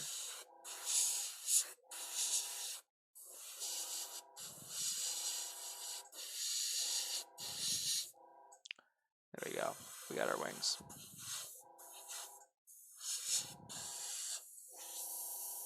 And occasionally, I like to check that, make sure when I'm just releasing air, because it's not something you ever really want to try on your model, and you don't want your airbrush to be releasing paint when you just press the button.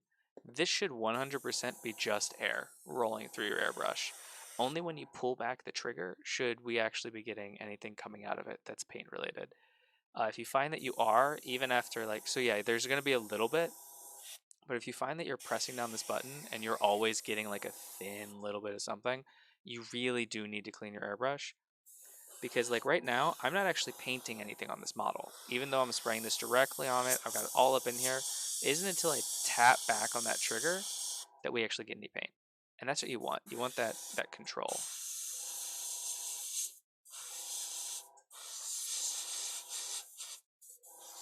Yeah, I have a lot of years of experience owning models, but not a lot painting them. All right, cool. And this is what I'm talking about too. You see this tonality here that we got with the orange? I'm actually really happy with it. I'm going to clean it up a little bit. I'm going to make sure it doesn't blend in quite as much with the wings, but that's what I want. Sandblasted, man. But we're going to try and do the legs here without ruining everything that we did with our reds. But again, a little bit of overspray. Not the end of the world.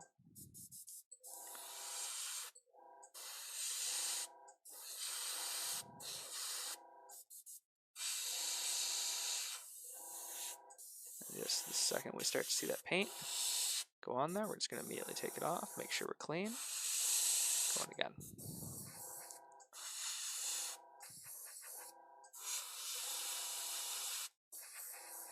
And the same with his face.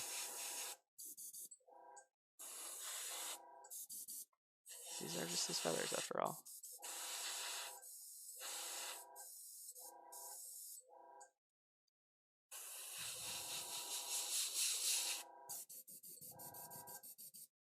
That was a little bit too heavy right there, but that side looks pretty good.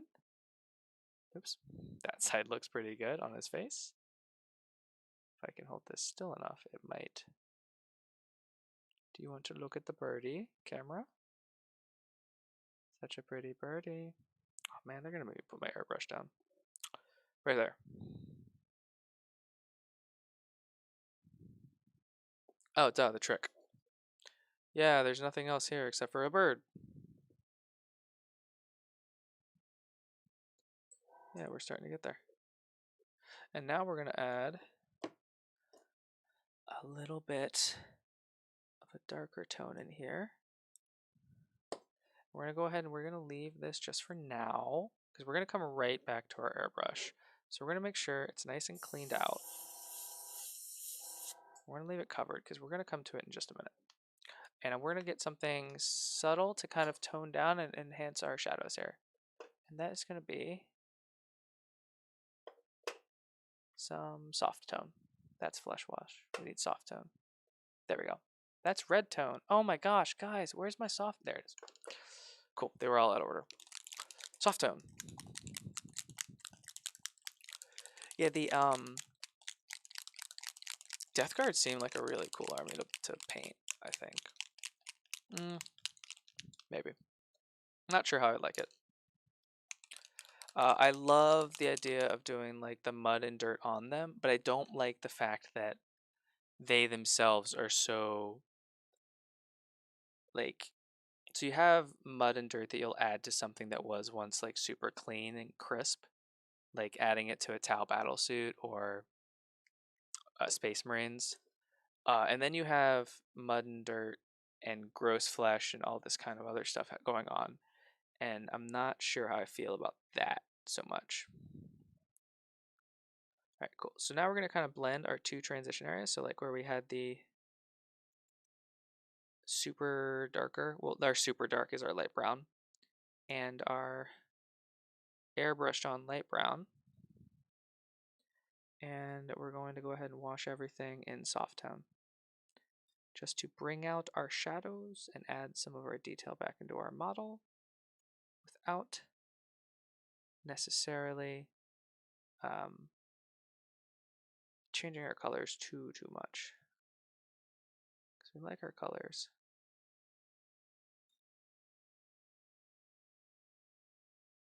We're going to still be working on this here. I decided to go with a much darker feather scheme after looking at this model a little bit more. So that's kind of, ooh, that's a little bit muddy. It's muddled all together right there. You can even see some of the primer underneath. We'll fix that. We will fix that. I probably should wait a little bit to do this wash, but oops. There you can see the little bit of variance in our colors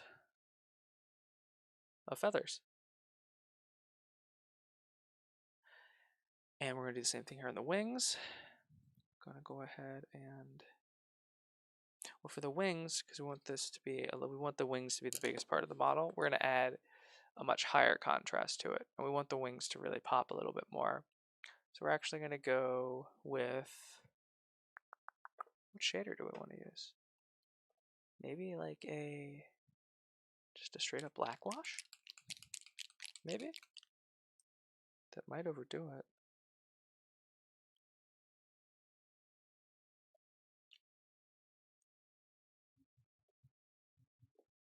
So we'll do that right here just on his tail feathers, so it's really easy to clean up if we don't like it. No, I like it. Because we're going to dry brush after this anyway. We're going to tone it all up a little bit.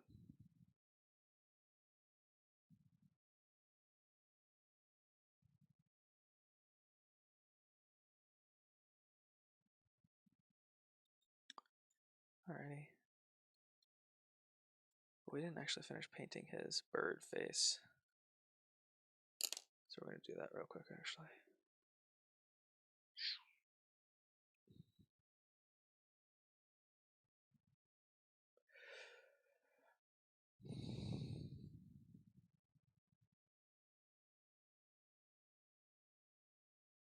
Yeah, just add more aggro all the time. Just doesn't. Not a huge fan of it. Some people's Death Guard just they don't even seem like a space, like even a Chaos Space Marine Legion at a certain point.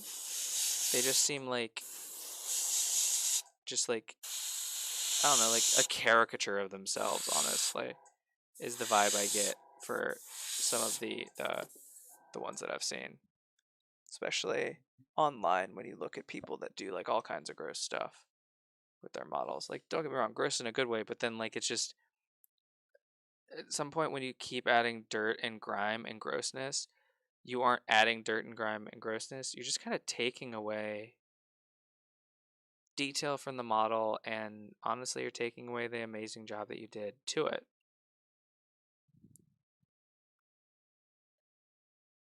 So this Arakakra definitely has a much darker feather tone than many of his compatriots. That is because he is an assassin Arakakra that works in the desert. That's what I'm feeling.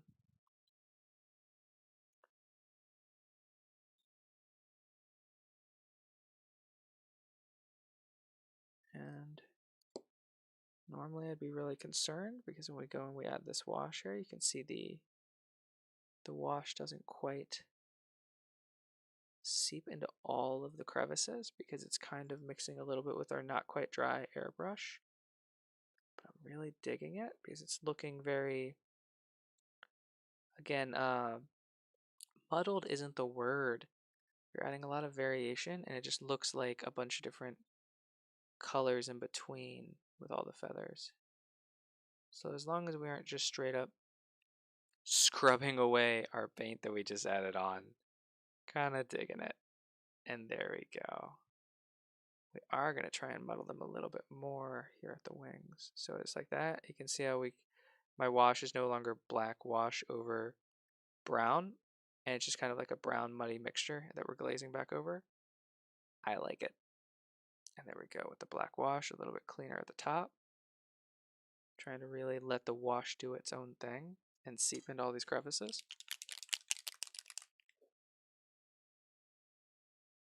So are you doing the when you say box art, because I know that the Death Guard have multiple color schemes, we they can still have multiple color schemes. Uh what box art do they have? Just the typical just green, which I love.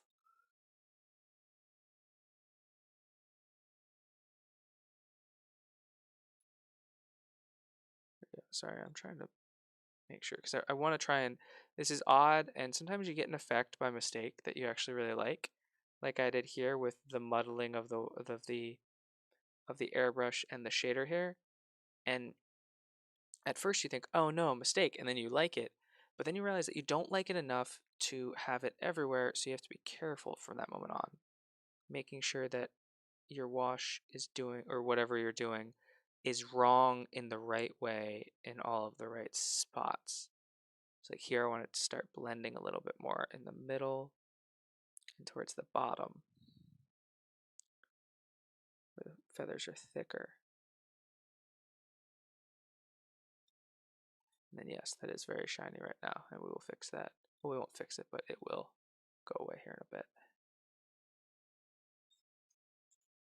Then the inside of this wing, same thing.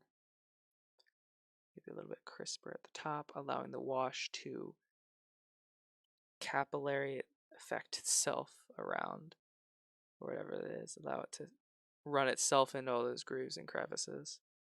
Just kind of like dabbing it on there, almost like a pin wash. And as we move down, start to force it to do what we want.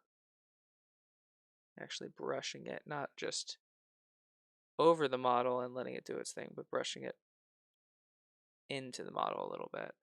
Something you normally don't do with a wash.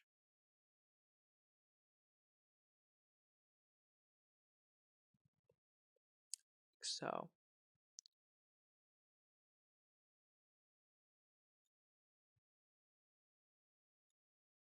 here, in the areas that we left a little bit lighter on the feathers, we're actually just going to come in. Ugh. The tensile strength of way too fucking strong just happened. Oh man, I tried to get fancy. I tried to just use a shader to paint over a Xenothal. Don't do it. Don't do it. Okay. So that area is a little bit too small to do what I wanted to do, which is this. Using our soft tone, we're going to get his feathers up here on the top. Like that.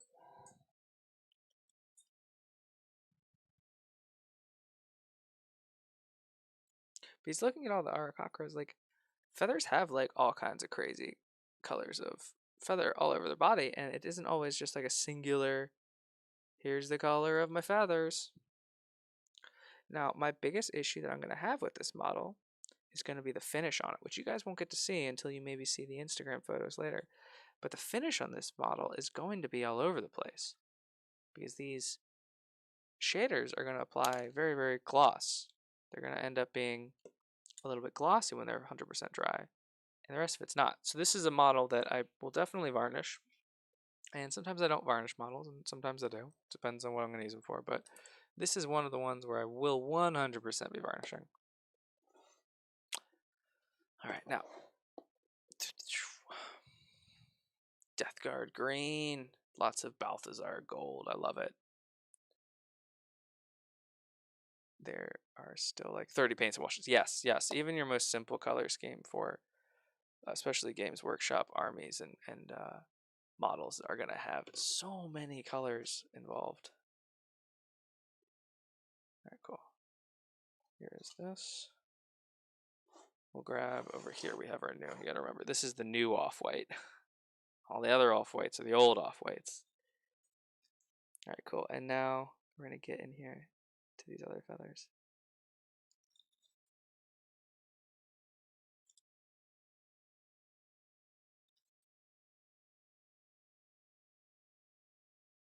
To the very tippity tip of our brush. Do do do do do do do do. What's cool is what I want to do with the yellow is actually hit it with the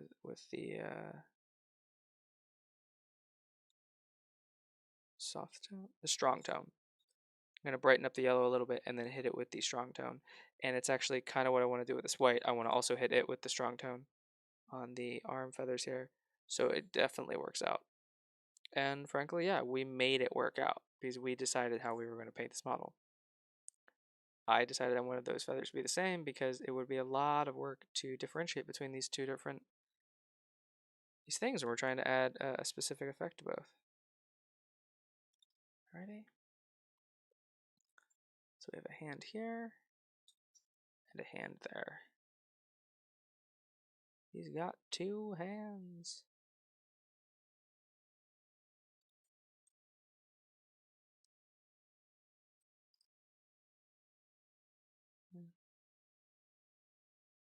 Front there. Right here. Okay. Now I'm going to let this model dry a little bit. And we're going to take a short recess. I'm going to get something to drink, maybe get a cough drop, eat some honey, and I will be back in about maybe 10 minutes or so. But I am going to answer this first. Deathguard green armor with lots of Balthazar gold, very consistent. See, I think I love that, to be honest. No faith. The fact that you're doing even the most generic white bread color scheme and you're doing it consistently across an entire army, there is still nothing that really beats that in my book. Like, I love doing different things with every single one of my units just because I love painting them all differently. But if I did something like a faction, like Death Guard, which is a faction of a faction, frankly, of a faction. Like, you have Space Marines and then Chaos Space Marines and then Death Guard in the Chaos Space Marine. If you're doing a faction of a faction, like,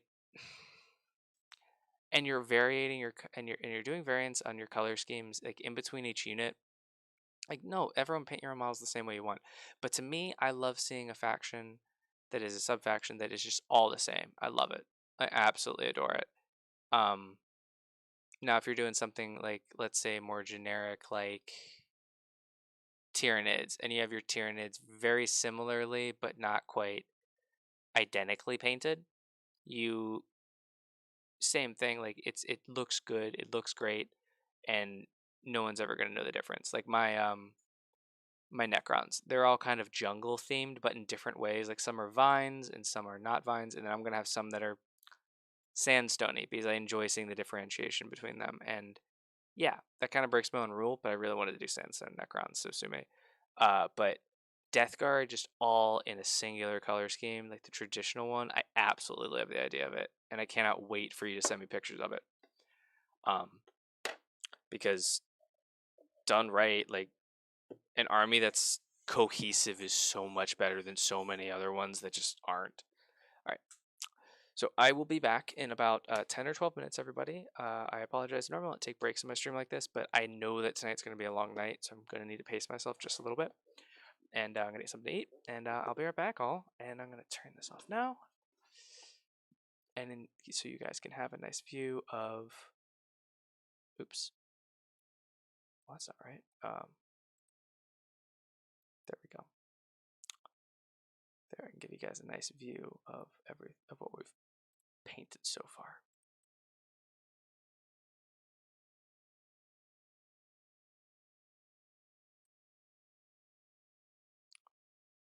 We are going to center the screen, and we will go ahead and hide that for now. And we're going to clear some of the stuff away so we can actually see what we're looking at. All right. Here. Come on, buddy. Don't you want to look at the camera? Here's our bird so far. Oh, we are getting there. I love the dark wings. Okay, now that it's drying a little bit, and I will talk about this more when we get back, but now that it's drying a little bit, I definitely wanted a different vibe for the wings. But I think now looking at the wings and looking at that tabard, I might tone down his chest and these bracers and go with like a darker Arakakra, like one that's definitely killed people. Like he's eaten other birds just because, like, not because he needed to survive, but because he liked it. Ooh, I love it. Like that is definitely a D&D monster. Are you kidding me again, camera? Yeah, I am. I am digging that. Okay, cool. We are going to post that there, and then I shall be right back in about again 10 or 12 minutes. Thank you all very much.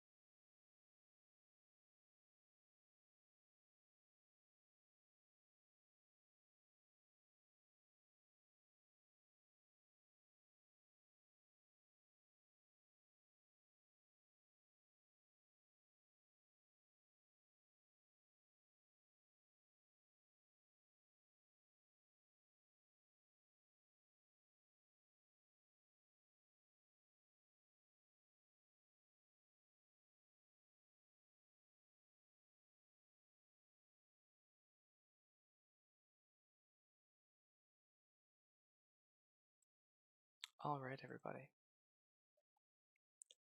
Let's get back to it.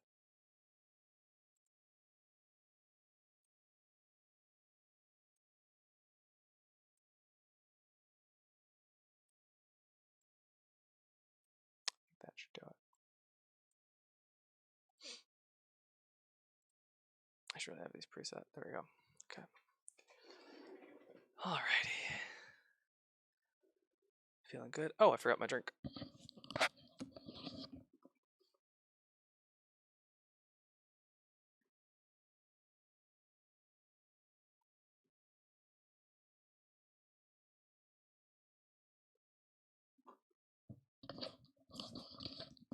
Alrighty, a little bit of Dr. Pepper. Okay. Alrighty. What were we going to do here then?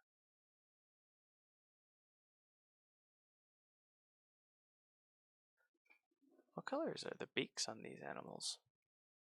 Oh, yellow. Okay. Glad I didn't go through and paint it yet then. Alright. I had an idea on what I wanted to do here, and I kind of have lost it in the last 10 minutes. Strong tone. And yes, thank you. I do love the close-up views as well. Not quite comfortable enough with my... Oddly enough, many people that you see on the internet, it's the opposite. They're more comfortable with the things that they create than with their face. But I am a little bit more comfortable with my face than putting my artistic ability out into what is traditionally a pretty critical group, especially when you say that you sell things, including the painting that you do, and make content based off of it. It can get pretty rough, especially in certain games, depending on what you play. Okay, so we need to do these feathers, and we need to pick up the pace a little bit because we've been getting all distracted, and not from the chat, but just from thinking and discussing rather than doing. I need to get better at chatting while I do the painting. Alrighty. We'll water this down just a little bit.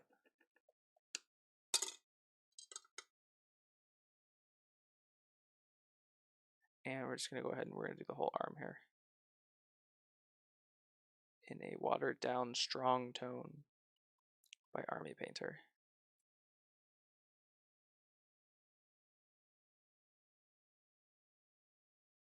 And the base coats and base layers are always the longest part as well. Being honest with everybody, including ourselves.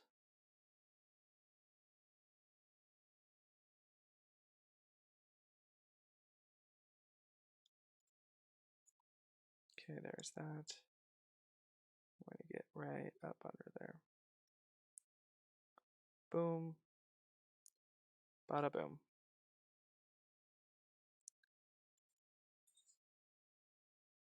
Yeah, we're looking good there. I like that. Okay. Go ahead and clean that off. And then we're going to grab our contrast paint of Griffhound Orange, and we're going to go ahead and hit his belt here a little bit. And given that we're going for the darker tones and such, I might actually use this on one of his legs and see if I like it. I usually end up liking things just because, not because I don't like repainting things, but because I like it. And it semi looks like what I wanted it to look like. I'm sure that if I went back through and repainted all the sections where I just was going to try something and said, I'll keep it if I like it, and then I tried it and I liked it, if instead I went to whatever my second idea would be, I'm sure it would always look like a little bit better.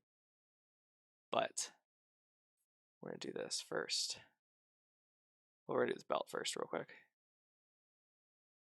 Given that we have like the bright pink and stuff nearby, we're just being careful because we do have a little bit of a fat brush here that we're using on this. Boom. Okay. And then using the same shader, we're actually going to go back and hit up the back of the belt.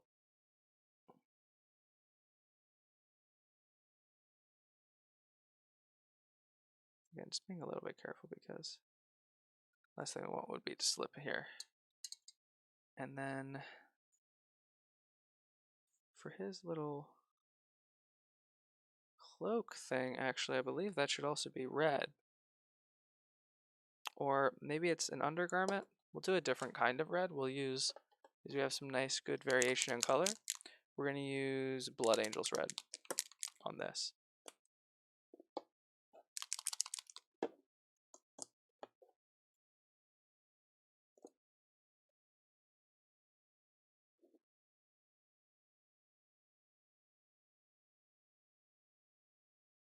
Again, we're going to be careful because we have everything around it either done or like 80% done.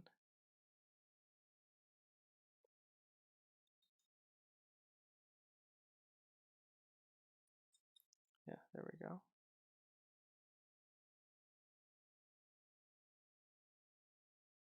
See there? Slipped. But no fear. We can fix it because we allowed our paint to dry. We're just going to wash away the red. Also throw a little bit of this red in on this side. It's a little much. Doot. Alrighty.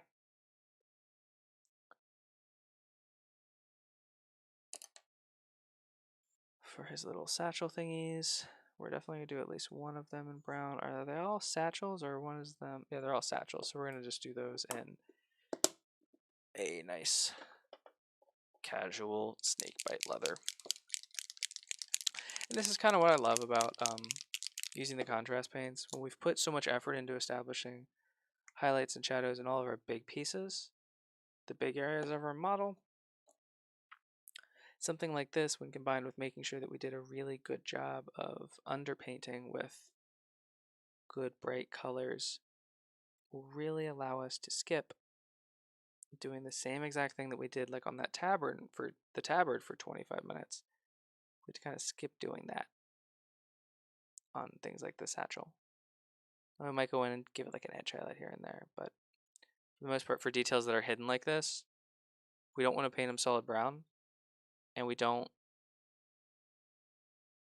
want to spend 35 minutes painting a bag on this model. So we're going to go ahead and do this, which is a phenomenal middle ground. And that is also part of the red, so we're going to add, we actually need the red one more time. Do-do-do-do. A real quick shake. And boop. And down in there. Boop, boop, boop, boop, boop, boop, boop, boop, boop.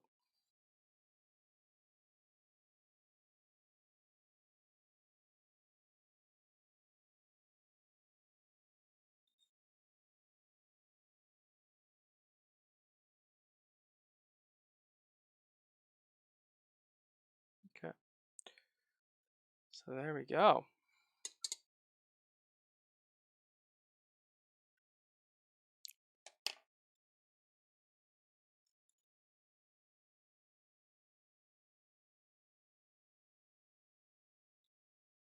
Alrighty, let's get the orange down on his beak. Oh, his legs. We're going to do his legs first. We wanted to see if we liked this on his legs. I'm going to try either the Gorgonta or the orange.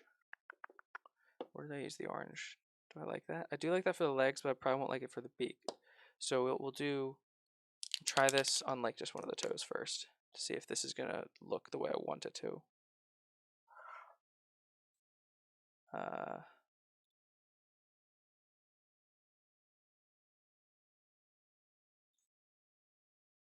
Not really. No, okay. So we're going to use the orange.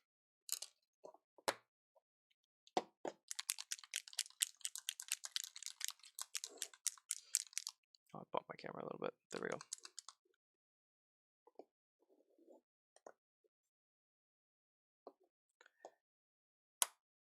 Okay. Just gonna use a slightly bigger brush again.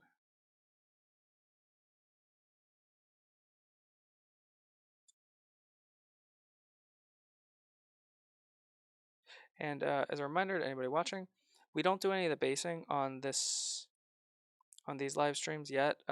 This is just about the painting of the models. If you want to check out the models as they are being based, or rather the final product, so after including basing and like maybe any spare details that we might need, or if like there's one small thing I need to tidy up after the stream, I will just go ahead and do that.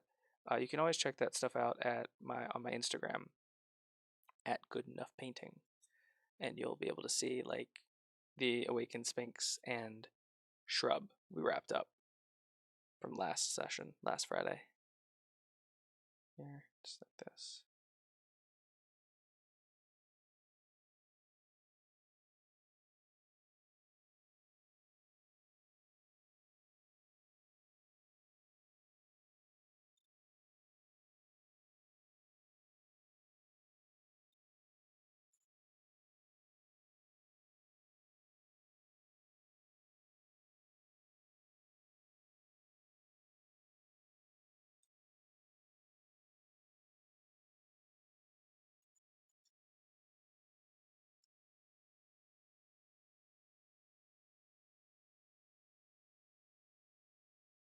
And just we're gonna be careful because this is the part where painting models can get stressful. We have most of our model done, and we're just going in and getting some of the details.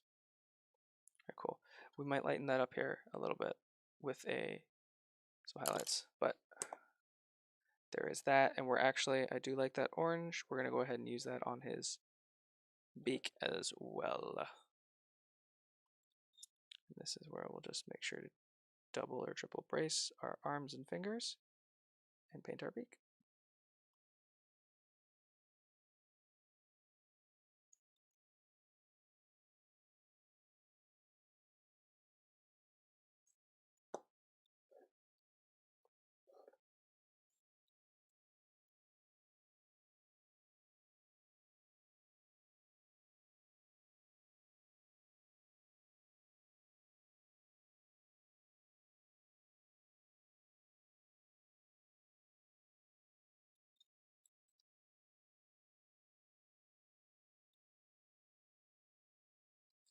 We're going to skip painting his weapon. I might do a conversion on him depending on what setting he ends up in. I think we're definitely going to do desert, but we're going to skip painting the weapon here. But if I was going to paint it kind of similar to like the box art, I would do for a metal spear a base coat of a gunmetal and then dry brush it with a white and then hit it with a dark tone like either black wash or dark tone or Nuln Oil, and then go in with a final highlight of a lighter version of that same metal. It's kind of how I do almost all of my what do you call it?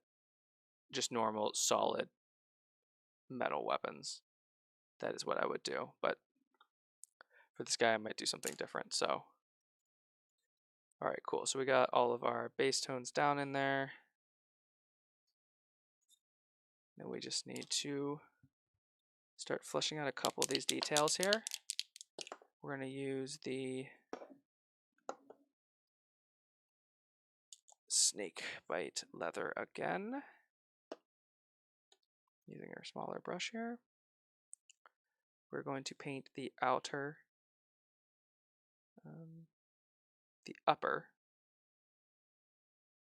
one of these shoulder guards to add a little bit of depth.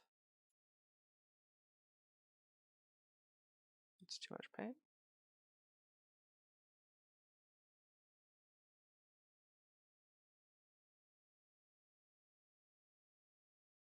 So we have a nice trim around it there.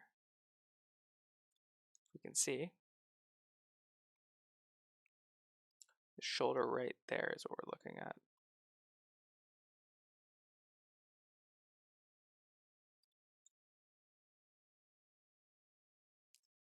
Same with this one over here.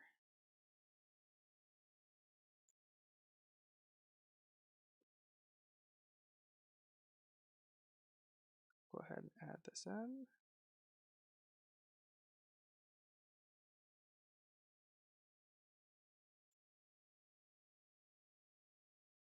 And there we go. Now we have a darker shoulder there as well.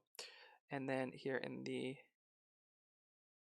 this chest category, we are going to do the same thing, just being careful to only get our paint in the middle here.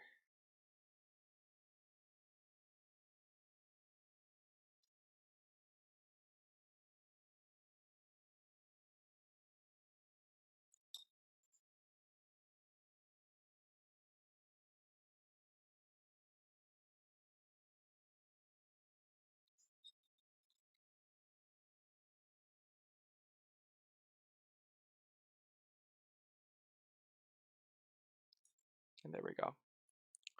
Let's see, we're getting closer and closer to calling him done.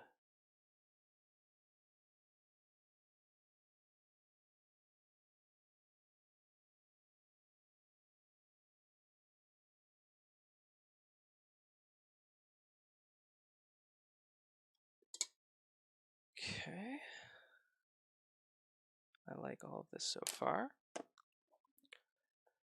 Next thing we are going to do is when we set all these paints to the side, we will clean up here in a minute. Just gonna take a sip of this drink.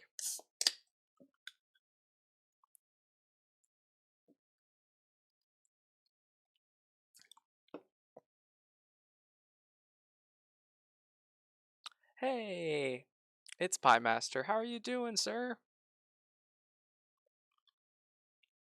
I kind of answered my own question I had earlier. It looks like Pie Master is on the Twitch channel, which isn't showing up on this screen. So I'm going to swap this around and I'm going to actually look at the other screen. My bad, everybody. Did I miss any other Twitch chats? No, I did not. But I hope I didn't. It says 43. Oh, that was the time. Okay. So 12, 43, 15. Okay, so it only took about 8 minutes to say hi to your Pikachu. My bad. Hello. All right. Now we're going to grab our lava orange again. I believe we still have some that is workable on the palette here.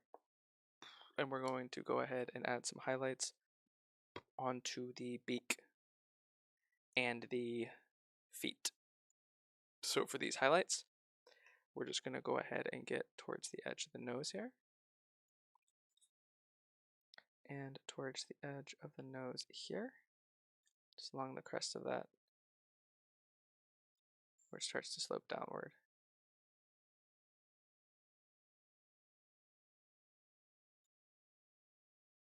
Right there, and right there. Right there. Right there.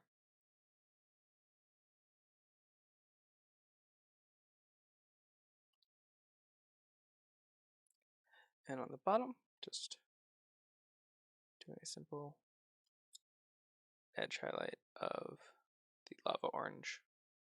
It's a little bit too much paint. Just right here at the edge of the mouth.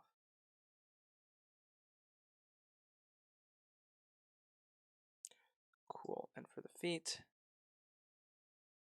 we pick out the top of the most predominant knuckles.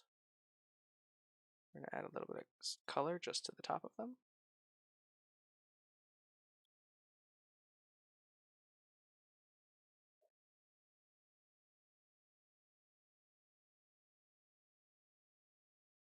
And the reason we're going to add these little splashes of color here on the feet is if you look at the feet, it's kind of hard to tell that we were going for orange. But once you throw in a little bit of this orange in there, it becomes a little bit more obvious what we're going for. And your eye starts to really trigger, oh, that whole thing is orange. And there are just some brighter and darker spots. We're just drawing lines. Along with we're not bothering to trace the actual, because this does have some small ripples in it, we're not bothering to trace every single little ridge because we would be here for a while trying to get all those perfect. Instead, we are just going down, and then back the other way. Or going around and down this other side. Just like so. Now there are a couple big ones like this one. I'm gonna make sure to hit that. Go back through and check our knuckles again. Looking good. And then there, now we look at the feet. And the feet look a lot better. If I can. Yeah. And everything's coming out a little bit different on the camera, but you can see now the orange starting to come through a little bit more. All right, cool. And there we go with our Kakra. Now, if you wanted to do like a different style from this point, you would definitely want to go back through again with a lighter coat on the wings. And then maybe get a clean, like let it dry, and then go ahead and add a wash to it. But as this stands, that's kind of where I want the wings. I'm going to do one little thing to his head, however. That is we're going to use a little bit of Tyrant Skull. And we are going, and watch this, to dry brush around his face a little bit. And that we're going to do just with a tiny little detail dry brush. And grab a little bit of dry brush paint.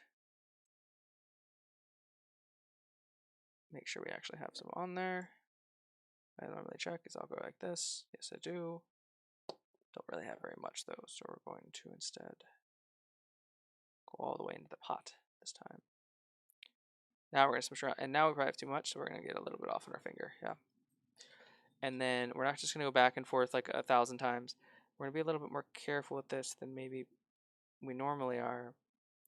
And we're just going to do a couple of passes on his head here, just to kind of bring out his crown, the ridges on his head, and then a couple of his neck feathers here, just like that. We're going to do the same on all of his feathers here as well. And again, not going crazy with it, but all those areas that aren't super dark, we want to kind of add a little bit of uplift to.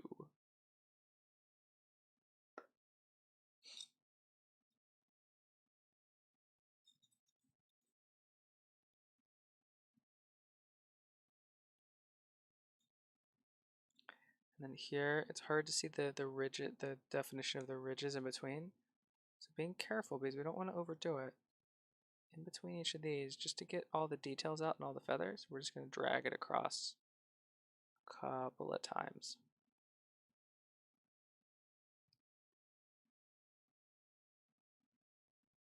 And there you go, you can see the difference between the two wings. And yeah, we sacrifice a little bit of our super, super dark, but now we can actually see all of the definition in the feathers, which is nice. This guy's proud of his feathers.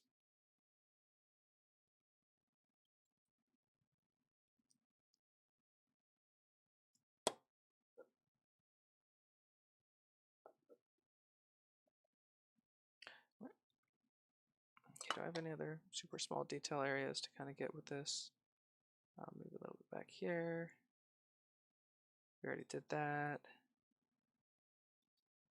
Just do that here at the feathers. Here we are just going to go across a number of times because this is the outside. We wanted it to be a little bit lighter anyway. And there we go.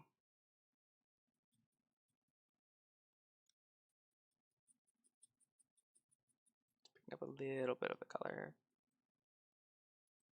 And this right here, this guy needs done. His tail feathers for sure need to be brighter than they are, so we're going to use this to do that. Boom. What's cool about Tyrant Skull is because it has that same beige to it, that almost yellowish beige. So we add it in here. It definitely doesn't seem out of place. Whereas like if we were using just straight up white at this point, it wouldn't look right. Heck, even if we were using just an off-white.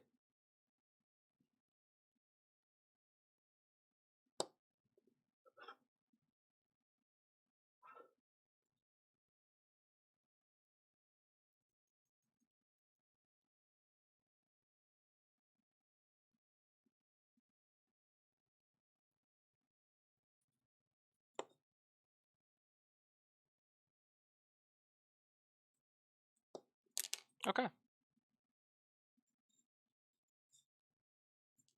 Again, the weapon, what we will probably do, I'm not sure if I'm going to do a conversion and make him hold a different weapon. If I do, I will make sure to do it on a Tuesday stream so you all can join me with it. Join me for it. If I do not, then what I'll probably do is my standard metallic weapon, which is base coat of like a metal, a dry brush of white, and then a coating of null oil, or just a different shader, just whatever shader I want to use, or wash, and then go back in and add in some highlights with a brighter version of whatever color it was. So if it was a bronze, go in with a nice brass, or if it was silver, a brighter silver, a gold, a brighter gold, so on and so forth. Okay, so now we're going to spend 2 minutes here. You guys are going to admire this model, and I'm going to put approximately 1 million paints away because we have stuff all over the place, and we're actually going to do the bigger but less complex model next, and I just want a little bit more space. So you guys look at these two.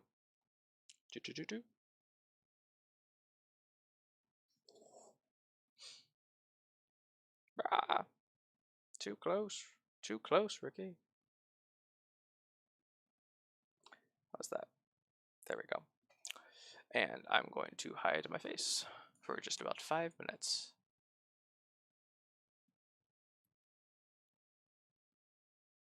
And I'm still here talking. I definitely want to make sure to keep my work area clean. Right now, it's a little bit messier than I normally have it. I'm normally the kind of person that after I use a singular paint, and even after I've decided that it's the one that I like, I will put that paint away. But I've noticed that here on the stream, I've started to do that a little bit less because I have other things going on, which I kind of like because then I have other colors and other ideas knocking around my head at the same time. It's not just cool, I grabbed that paint and now I like it and now I'm 100% going to use it. Kind of have other options floating around me at the same time, which is nice.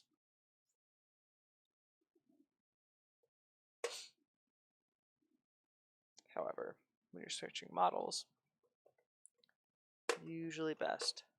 Unless, of course, they're obviously like models in the same army and squad, so on and so forth. Oh man, I have no plans for this weekend. I wish I had plans for this weekend. But I don't have any gaming plans this weekend. I definitely have some amazing plans just to kind of chill, and I've had a pretty stressful week. I've been under a lot of pressure, self-induced pressure, and not anything in particular. Some of it's work, some of it's doing some of this YouTube stuff. Some of it is the slowdown in commissions that I've been getting, so on and so forth, and it's just kind of all over the place. And it's just, yeah, lots of pressure, and I'm very much looking forward to just spending a day tomorrow. And I don't want to say not doing any of that stuff because that'll just add way more stress the next day, but maybe just taking a good old long sleep and not staying up super late for any reason. I just go to bed tonight after the stream and not wake up until like 2 o'clock tomorrow. Because I've been staying up too late attempting to get to good stopping points in certain things, and I don't think that's, and I think it's productive for me, but not necessarily conducive to me having a good balance. because I just randomly decided on Monday that I wanted to try and do Twitch as well. Because I saw randomly on a Discord server that somebody was painting on Twitch, and I was like, oh my god, that's so cool. So I watched him for a bit, and I loved it. And from their channel, I saw a bunch of other of these arts and craftsy ones, and I was like, oh my goodness, this is perfect. Now people will watch Twitch. So many people watch Twitch every day. So then approximately 3 hours later, I had a Twitch account and a dual stream software and all this other stuff. But it was 3 hours I was supposed to be sleeping. All right, cool. I'm done. I'm just kind of filling the air right now as I clean up because I'm not going to discuss to you guys cleaning up. Y'all got it. Put your shit away.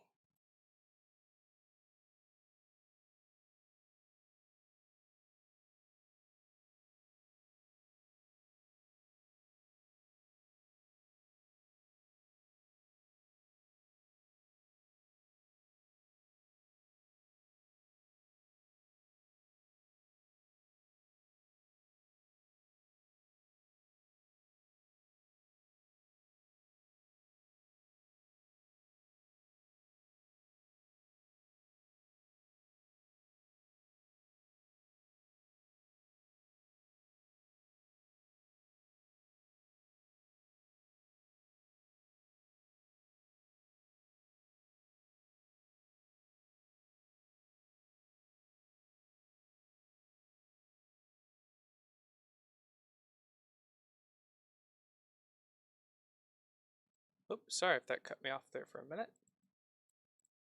I do apologize. And we are offline on Twitch. Give me just a moment. Son of a bitch. Son of a gun. Should I turn it off and on again? Or...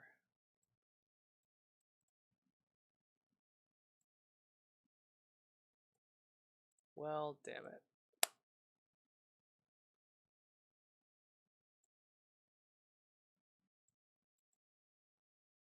Okay, cool. I should be back online on Twitch. That's my bad, everybody.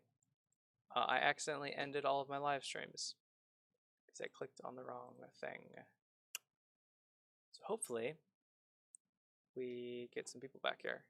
My bad. My bad entirely. Okay. So we are painting the... well, this is kind of a good point to do it. I was literally just finishing cleaning up and we're done with that model. So we're actually moving on to the next model. And add this in again. And as I get later and later into the evening, I tend to want to see my face less and the model a little bit more. So we're just going to make it a little bit more about this big guy here. And I'm just going to kind of poke my head in the corner here occasionally. Yeah, that works. Yeah, actually, we'll just do this. I'll poke my head over the top. Oh no.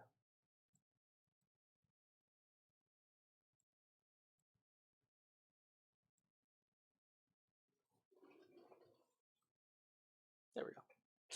All right. And it is like 1 a.m. So it's getting late, guys. It's definitely getting late. So looking at this guy, let's look at what he looks like. I think the reason I may have chosen these two models was a little subconscious. That might have been because they both kind of have the same tonality. And they're definitely going to be a little bit more almost deserty. Okay, so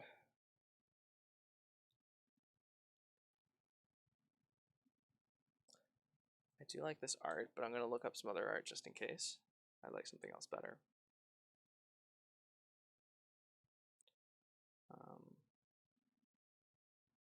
We're going to look up on Keg D&D art. Go to images.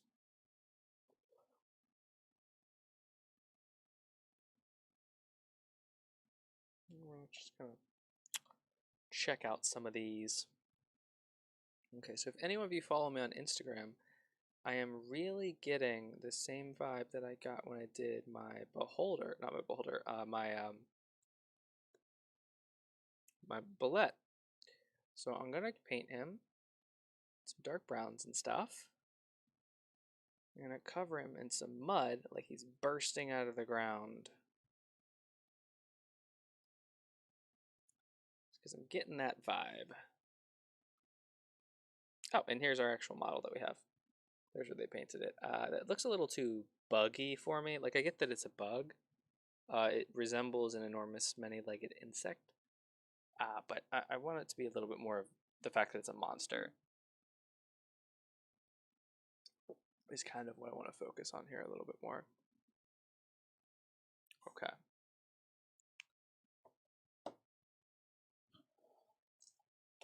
Alrighty. Close that up. So we're going to start with darker brown than the one I have in my airbrush, so I'm going to probably have to clean that out.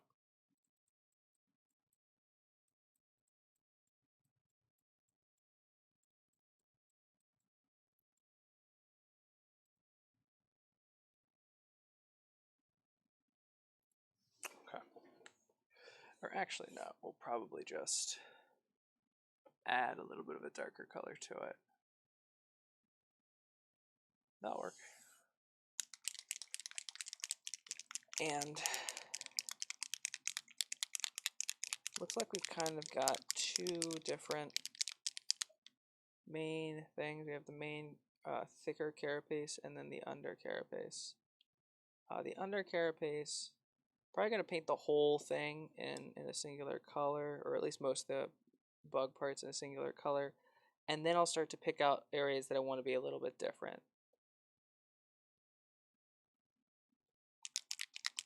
So the first thing I want to do is I want to get the first tone down. I want to get the whole thing toned into the color that I want it to be, which is not white and black. I need to get a new paper towel there. Where's my trash can? There's.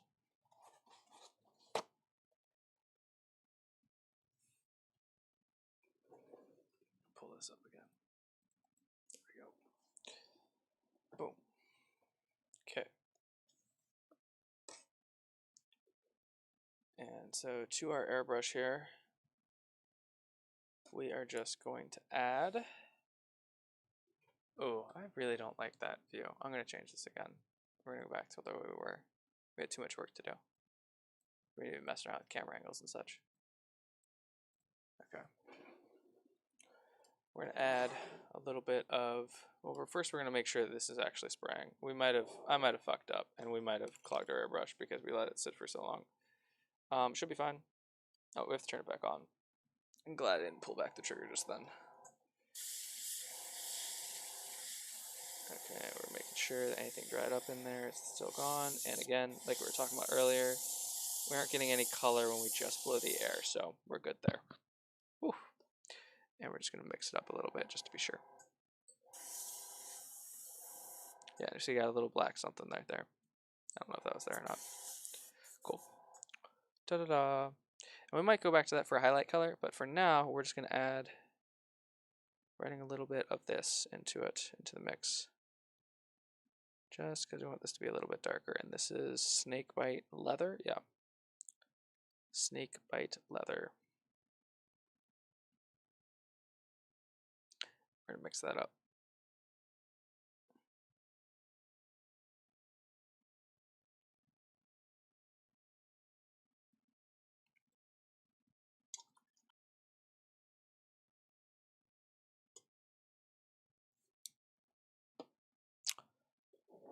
And we are going to get a glove for this because we're going to be doing a bunch of airbrushing. I want to do this guy mostly with the airbrush, and because I like to try and do a good mix of brush and air and hand painting for viewers, because some people hate watching airbrushing and some people hate watching the other. So give me one sec.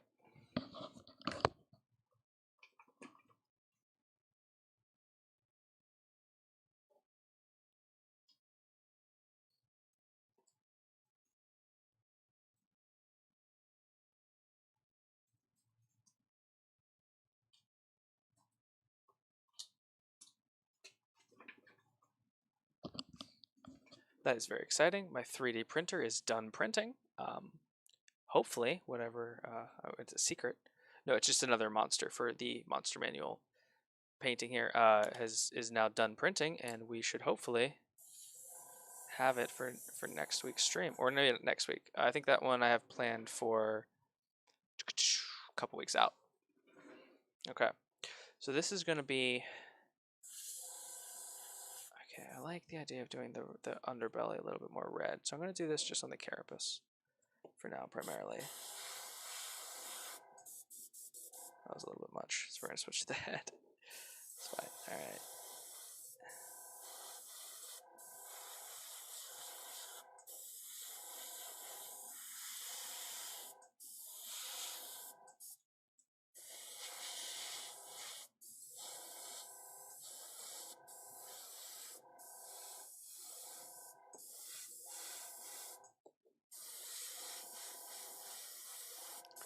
We're going through with this. Our goal is more so just to get rid of some of the white, and it'll bleed over into the black just fine.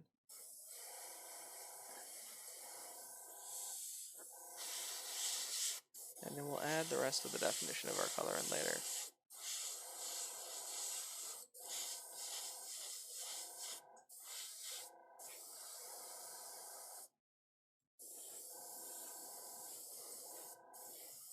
There we go.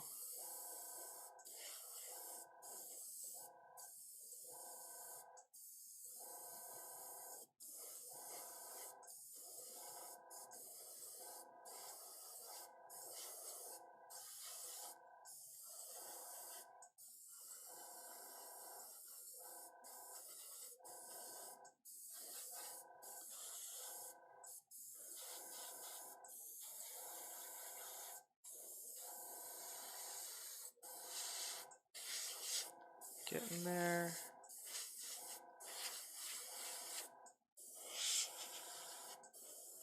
Now we're trying to get to the back of these legs. I probably should. I do such a bad job about this. I always airbrush the part that I think is going to look the best once it's airbrushed and everything. And then I start to go in and I try and get all these little details, when in reality you should probably start just trying to get all the little details and then start working on really building up the color in the spots where you want it to build up, so you don't have any real bad spots. Okay.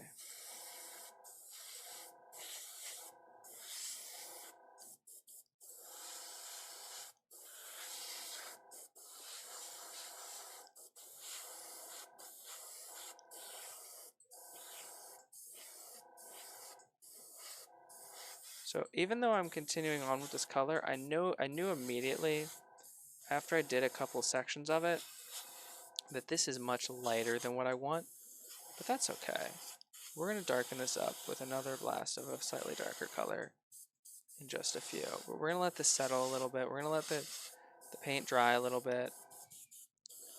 Because it's a little bit light, probably applying a little bit more than we otherwise would, and we're going to want to have this as a mid-tone to come back to.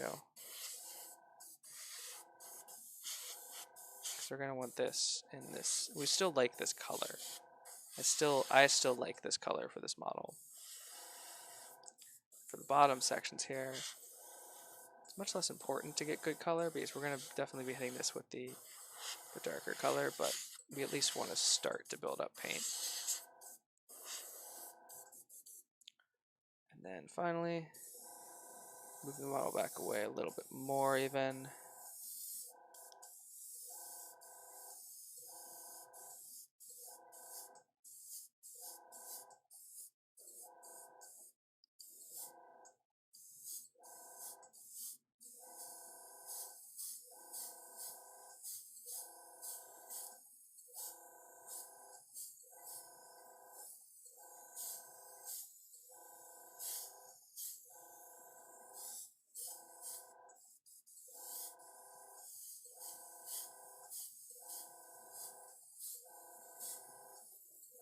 Just kind of blasting it.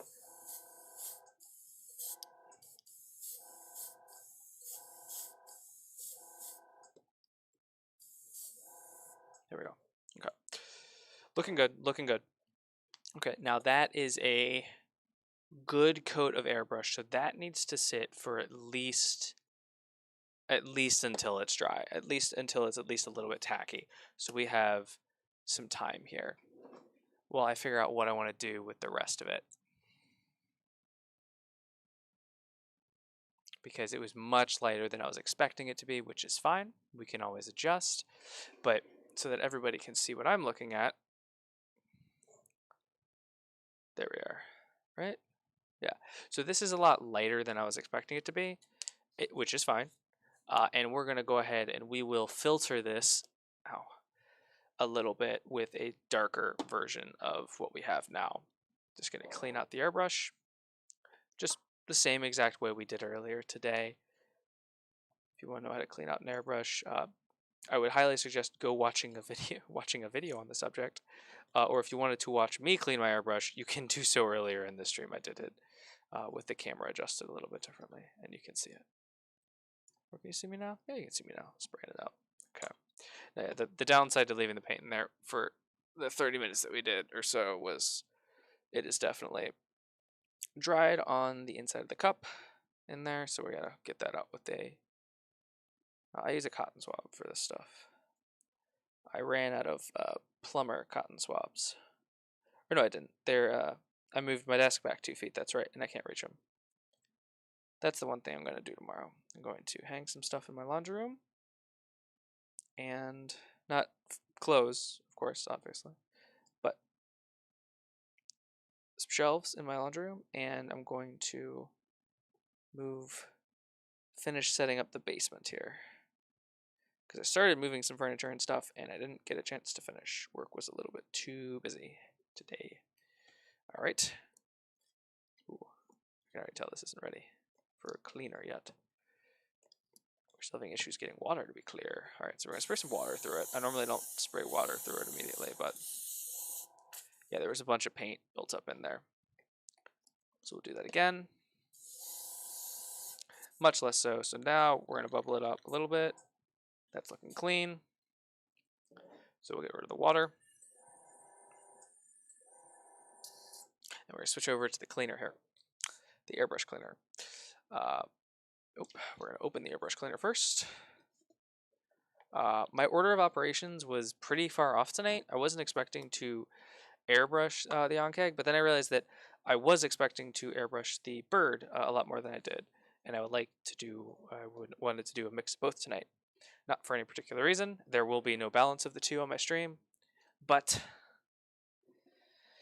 I just felt like doing both tonight, and I didn't get a chance to. So there we go. We got a base coat in on there. Got some ideas. And now we're just going to spray our airbrush cleaner through the airbrush here. While we take a question from chat. Do we have a question in chat?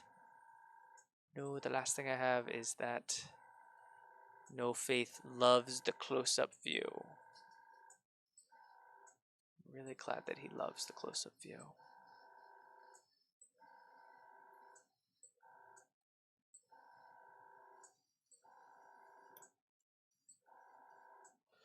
Okay.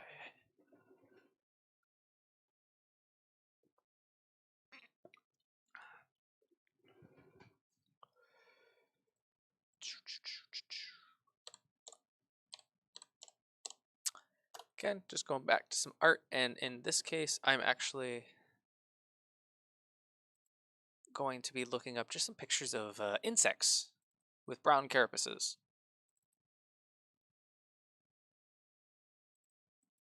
And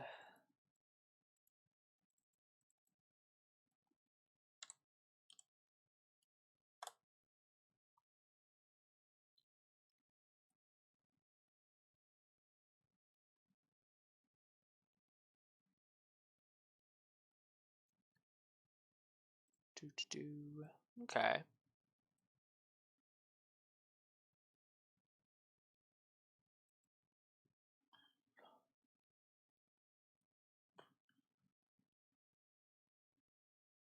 I guess actually, so before I decide how I want to finalize this painting and everything, I'm going to actually go to the source material a little bit and I'm going to read a little bit about this monster in the monster manual.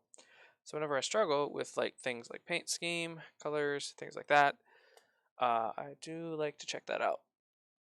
Because for the most part, I've played D&D for so long that, or I've been reading D&D books for so long. I would say I only started really playing in like the last couple of years, but I've been reading them because I was a little bit of a loner in school, at high school and such, junior high. I read these a lot. So let's see here. It resembles a many-legged insect. Okay, cool. You don't say. Mandibles to dig winding tunnels deep beneath the ground. When it hunts, it burrows. So it's a burrowing creature. Cool.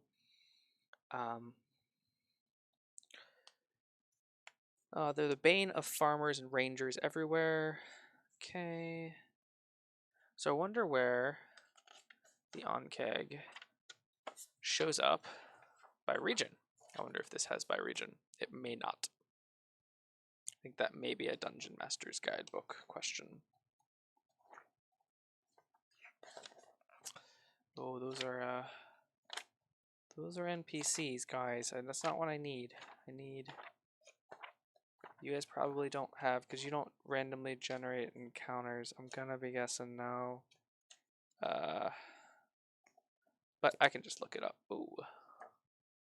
Spectator is a lesser beholder that is summoned from another plane of existence. I can't wait to paint that. Why is it so early in the book? Oh, because it's under the beholder category. Okay.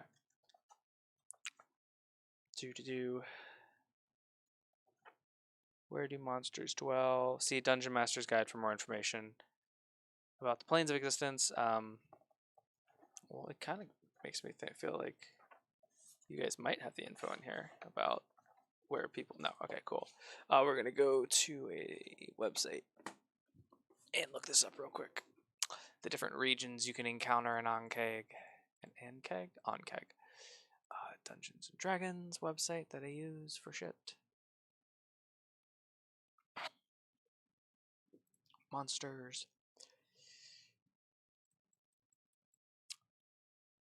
C is before N.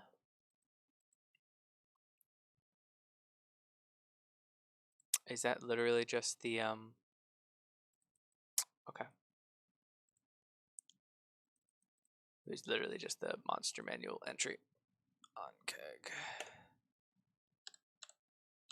Habitat. Normally I type really fast and really well, but kind of leaning over here. Okay, habitats. Regions. Favored climate warm. Okay, that's see, this is the information I need. The favorite climate is warm. The terrain, its favorite terrain is underground, in the plains, forests, grasslands, cleared lands. So not necessarily anything in particular like mountains. Skin colors are usually brown, green, or yellow. Eyes are usually black. Okay. Ambush predator. Here's an adorable picture of it from a video game. And habitats.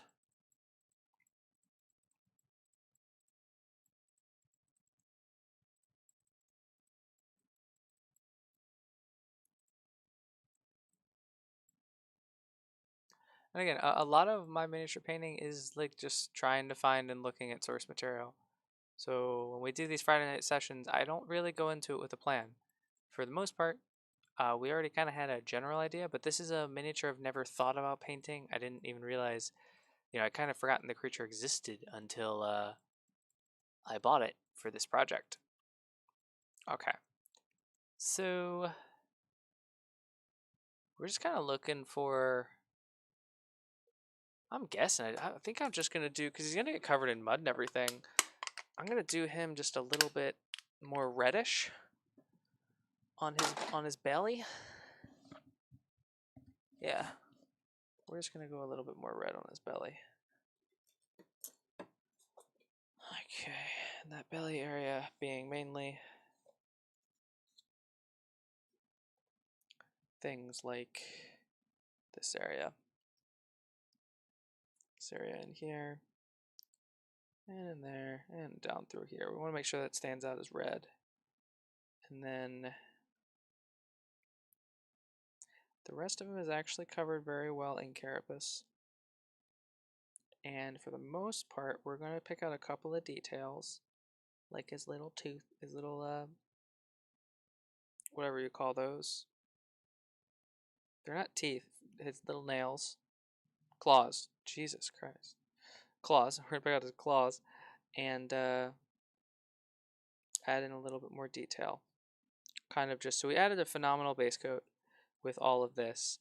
What we're going to do now is we're going to go in and add in our shadows, and then we're going to add in some highlights, and then we're going to cover him in mud like he's just burst out of the ground. He's coming to get you. Does that look right? So if you're standing over there, he's going to get you. Rawr. Okay. I am kind of still just buying time, making sure that this paint is okay to paint over. Still a little bit tacky. I like to usually test the tackiness of paint with the back of my brush because you can feel it. And even sometimes better than you can with your finger because your finger has all of its own stuff going on. So we're just going to hang out here for a minute. And if you're still hanging out with me at this point in the stream, 1, awesome. Thank you so much. 2, tell your friends. The more people we have chatting in here, the more people we talk, the faster this goes for me. And I think hopefully in the future we'll build a small community of people that, you know, share what they're doing on a Friday night while I paint Dungeons and Dragons models together.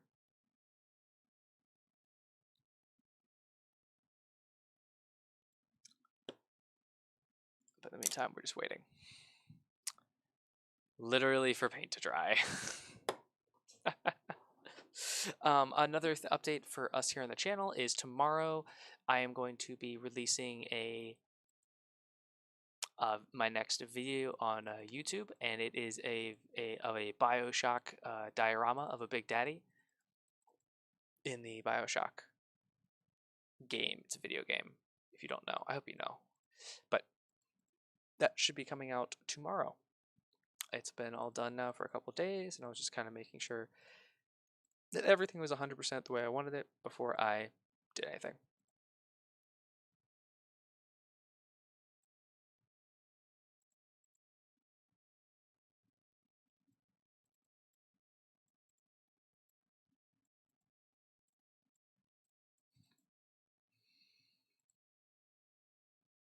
Do do do do. Do do do. Okay.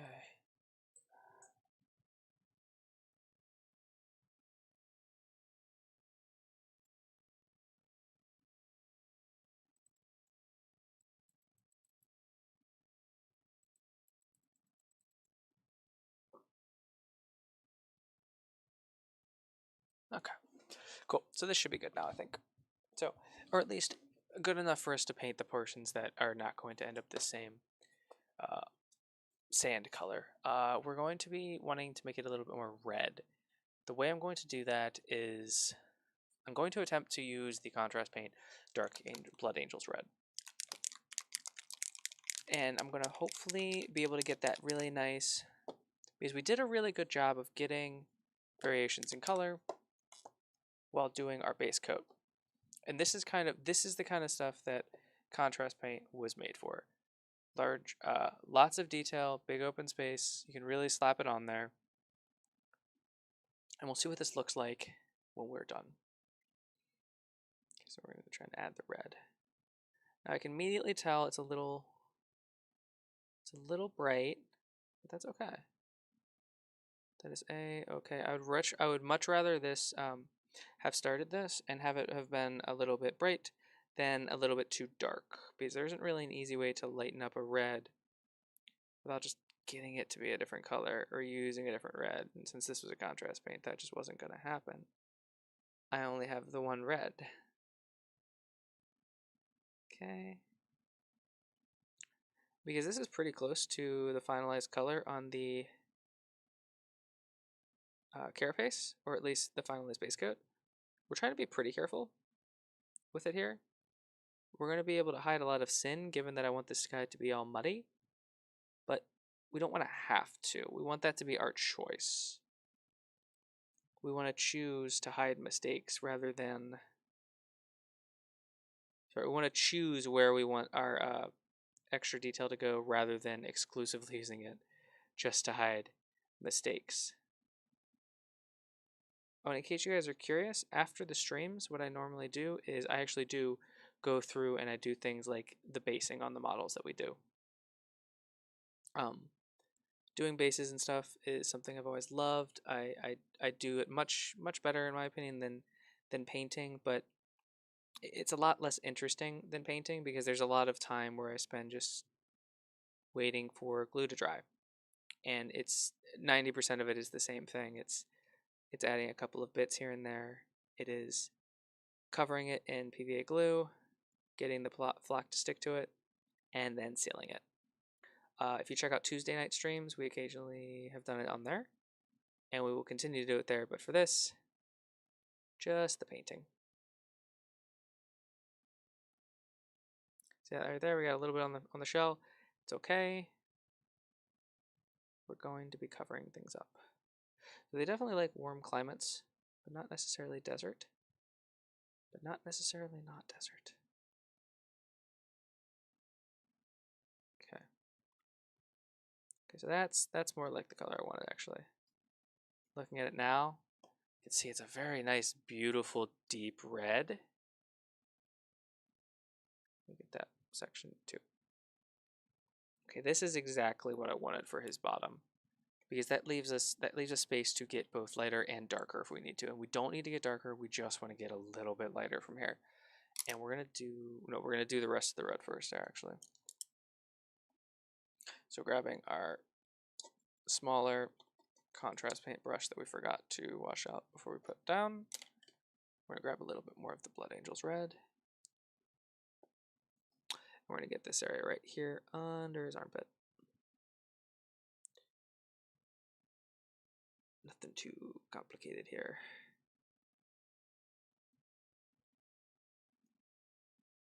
Did I get it all? No. Just in there. And in there. Cool. And this is one of the few monsters that there isn't a lot of different things going on with him, which I really, really enjoy. So we did about 80% of... See, I was really prepared for this stream tonight to be about 4 hours. After I saw where we were at the 1.5 hour mark, I was like, okay, this is going to be a 4-hour stream. But after I'm seeing this guy, I'm looking at concept art, I'm seeing all this different stuff, there is not a lot to him, which is cool. It's cool. He's an insectoid. I don't need the airbrush to be on. And actually, oh yeah, we're definitely going to approach a 4-hour stream. Never mind. Ignore all of that. I didn't realize it'd been another hour and a half since my 90-minute mark. Okay.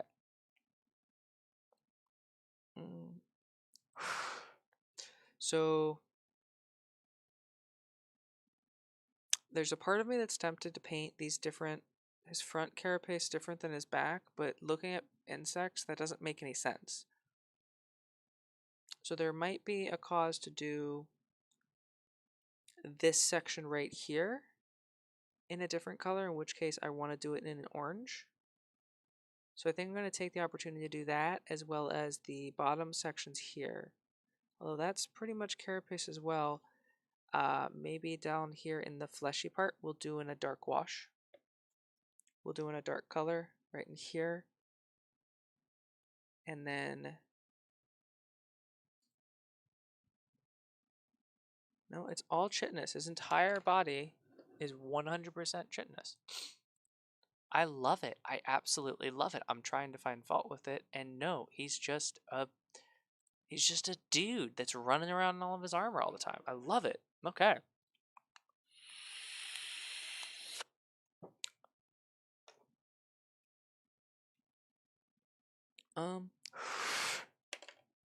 Yeah. Okay, so I'm gonna start off with a strong tone. And when I say strong tone, I mean actually just strong tone. Or do I want to do something different? We haven't used dark tone. Maybe that. Maybe that. Maybe one of those.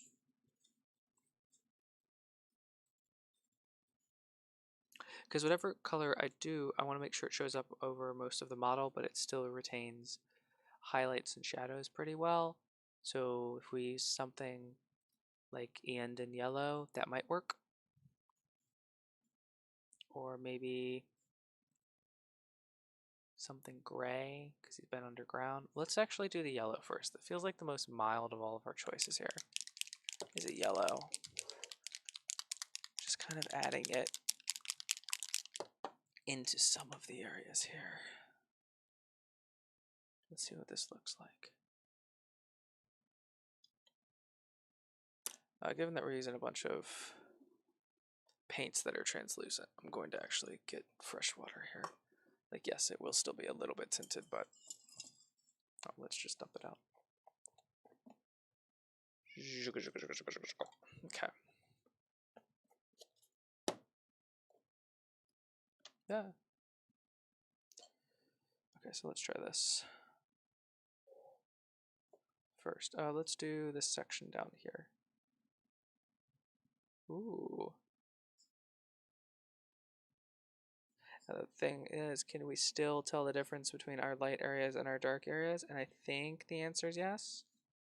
So let's get this, because this is a good example. We got some light into some dark. Can we tell the difference? Yes, we can. Okay, cool. So we're going to use this on some of these sections. We'll use this on like his legs. Because although bugs are fairly uniform, they do oftentimes have different colors.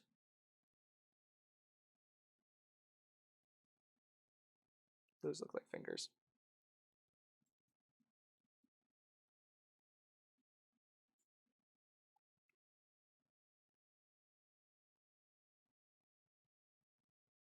So you can see there's the back of the yellow right back here. And here's the front of the yellow. So two different colors. Almost entirely.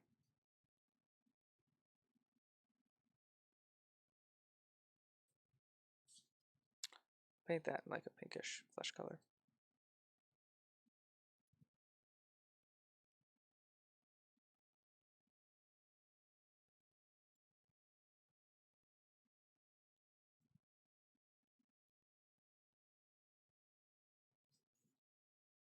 Because what's happening here is I want to leave this back the way it is. And I want to leave his head the way it is. I like both of those looks right now. But I need to up the contrast a little bit. And on those areas, but I also don't want those areas to just become the same as the rest of the body. So I want to try and do these a little bit differently first. We can see what works here. And this is the kind of model, again, that contrast paints were really designed for. Like, I have all of these little nooks and crannies, these tiny little surface details like the bumps here, which we're just going to glide our brush across. And they will shape around, but not quite stick to.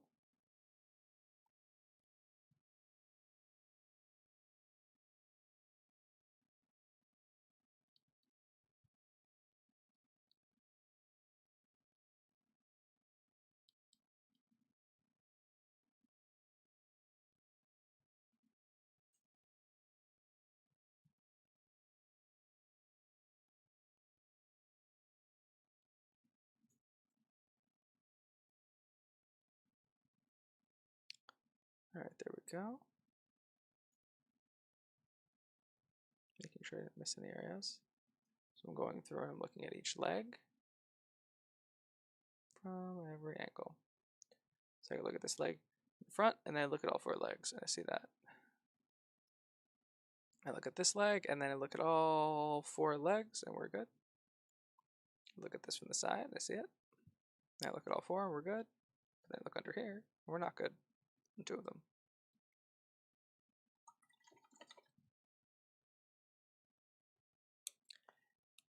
Hey, yeah, that red. Yes, I am loving the red. I'm definitely going to brighten it up with some orange, but that is where we stand right now on the Onkeg. Getting these legs done, loving it.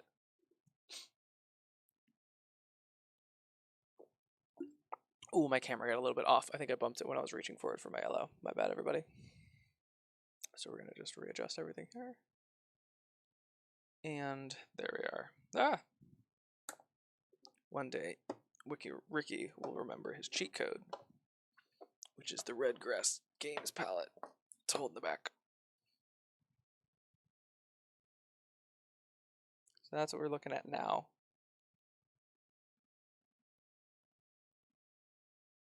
Rawr, rawr, rawr.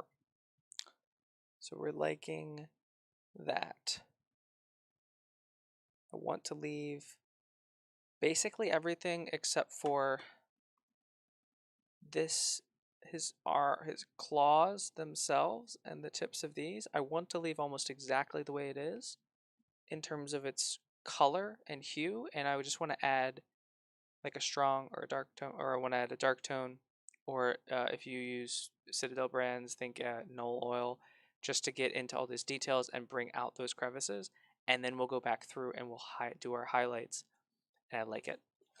But for these, everything for these sections I want to do a little bit differently because I don't want them to be just in one whole color. I might do the claws in the same yellow. I'm on the fence.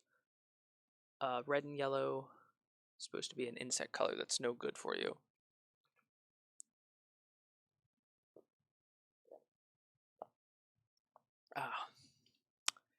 I think I have talked more during my live streams. I think I talk more during my 3-hour live streams than I do in between all of them. Even if I only did one of these a week. I think that's pretty close, if not 100% accurate. Okay, so with these contrast paints, unfortunately, we kind of need to chill and wait for them to dry. But in the meantime, I think, yeah, I'm going to do these other claws in yellow.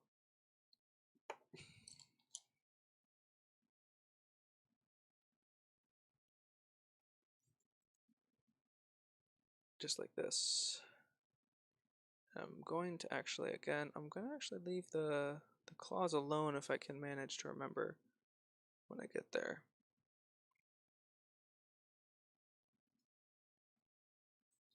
Looks like I got, again, little specks here and there, not that big of a deal. I don't want to have to hide any big brush strokes in any areas if I don't want to. As you can see, these claws right here, these have these beautiful curves, and with their airbrushing, we're really able to maintain them, really able to keep some definition there, but we want to make sure we don't lose it when we add this. She will a little bit, but we'll get it back. Don't you guys worry, we're gonna get it back. And that's exactly what I was talking about. Avoid them if I remember. And I was doing a silly voice, and I forgot. It's all good.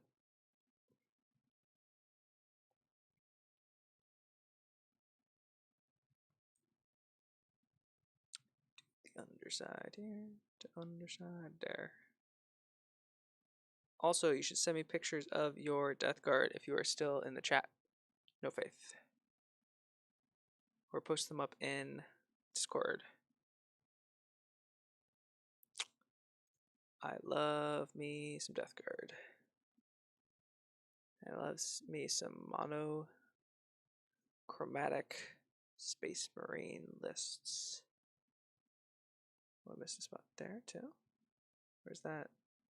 Oh yeah, I'm trying to get at it now. I can see why I missed that. All right. Not an easy one. Okay.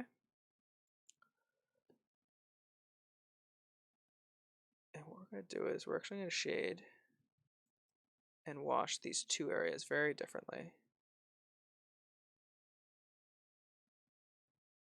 One, all the spots that we want to remain the light tan, we're going to get a dark tone. And all of these yellow areas, we're going to get not a dark tone. They're either going to get a brown tone or just dirt. No, they're going to get strong tone. So we can still bring out the details, all of that. As much as this yellow is still a contrast paint and it's still seeping in all those crevices, you still can't see like the grooves. You can see them a little bit more now with the yellow on there than you did before, but we're still missing that oomph. All right, cool. Alrighty, so we're ready for our black wash now, sirs. I think I'm gonna use this actually. I don't use null oil very often, honestly, since it comes in a bigger container. I usually use it on like display boards whenever I do them. So I wonder how old this is. It's pretty old. That's fine. No wash brush. So the reason for that is because it's very thin.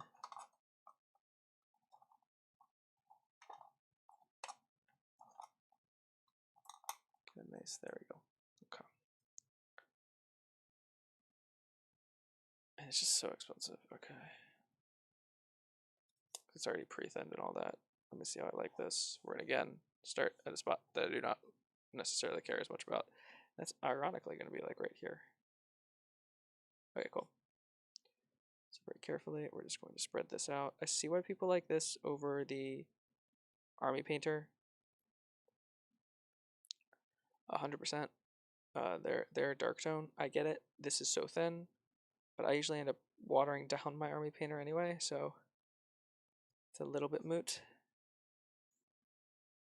And we're just gonna get in there now. And we seem to have rubbed off a little bit of paint, but that's okay. As long as we don't do it everywhere. Oh no, we're not. We're just toning it down. Okay, cool. I got a little bit nervous because it looked like I just wiped away all the paint, but no, it's... I forgot that this is one of those pre-painted models, pre-prime models as well, so if I wiped away all the paint, then I'm doing... then if I'm seeing gray, I'm wiping away a lot more than just paint that I didn't let dry. Alrighty. Bringing it up, and then down, and then up, and then down, and then up.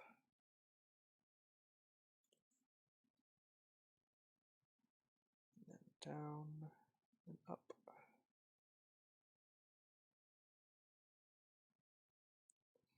Get up underneath his head there.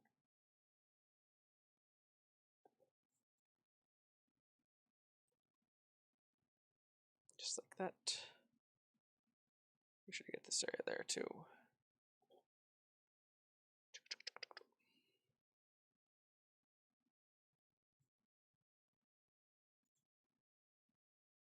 Okay, looking good, looking good.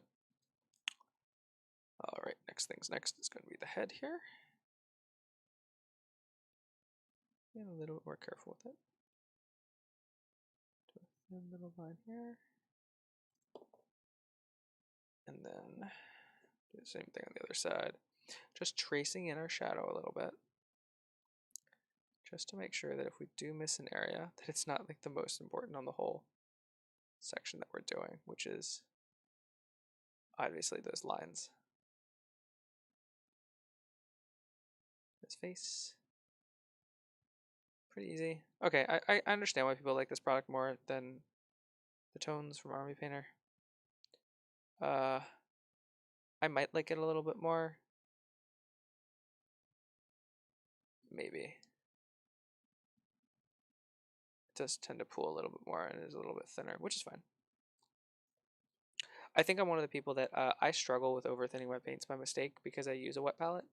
So when paints are already over thin, just in general, whether it even be a wash that doesn't go on the wet palette, it frustrates me because it is something that I deal with a lot. Oops. Okay, and then there we go. Okay, cool. So I actually ended up getting a little bit of a difference in his carapace there at the bottom. It looks like it's kind of going into a couple of different colors. I think that is because... Actually, I know that is because I've accidentally wiped away a little bit of our base coat of brown, but that is okay, because we're going to soak up this muddy concoction and we're going to adjust and move on. We're getting there. I am liking it a little bit more. I'm definitely going to wait until I paint over this yellow though, because that is not ready for paint yet. And I am going to go through here and tidy up some of this pooling paint. That's looking good. That looks like, I like that this is actually matching the front, which is nice because that would be worse if it didn't. It's actually all kind of coming together very, very nicely. All right.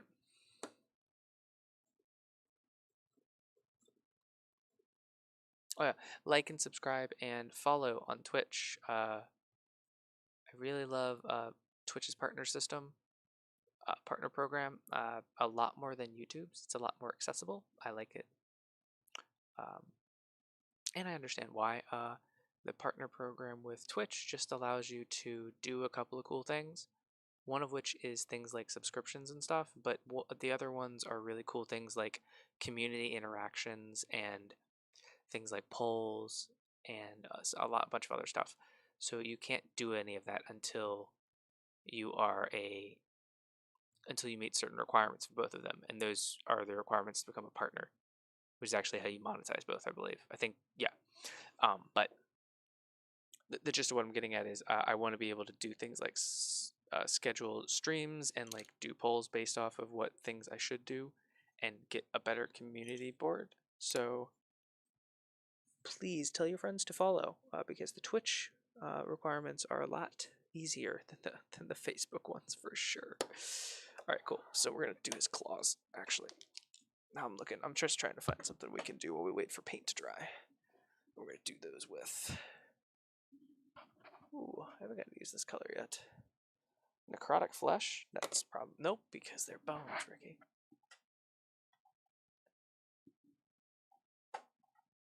I'm sure I'll get to use all of my fancy colors at some point. Skeleton bone. I think I just used this for another project.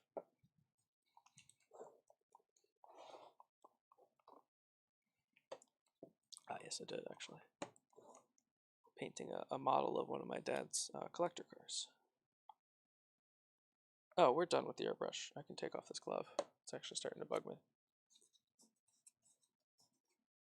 Ugh. Okay, airbrush, we're done with you. Probably for tonight and tomorrow. So we'll just put both of these over there. Okay, so can use some skeletal bone, and we're going to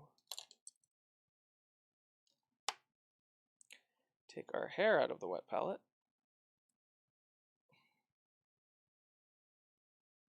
And using the skeletal bone. This thing, this is hilarious. This camera keeps getting lower. I'm sorry, but I need to move this up a little bit. This camera just kept getting lower and lower, and I kept getting more and more cramped to my desk, and then I almost hit my head on it again, and I couldn't see my hands. Okay, cool. There we go. All right. So we're just gonna go ahead and add in just a little bit this in here.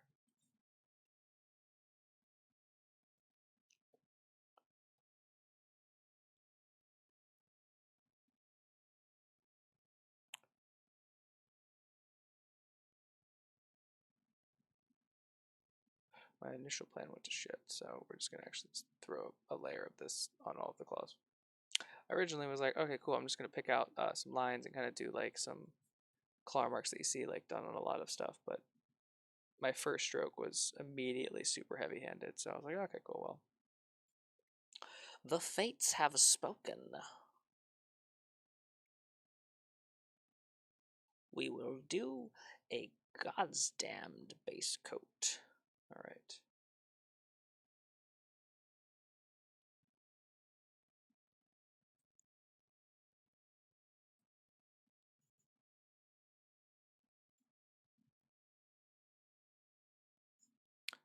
We're gonna do a base coat, but no one said it had to be thick.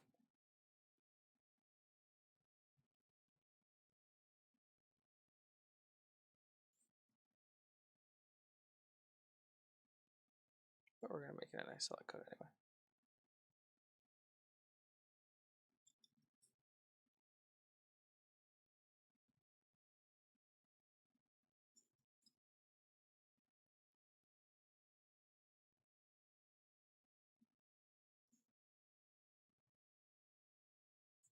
Okay.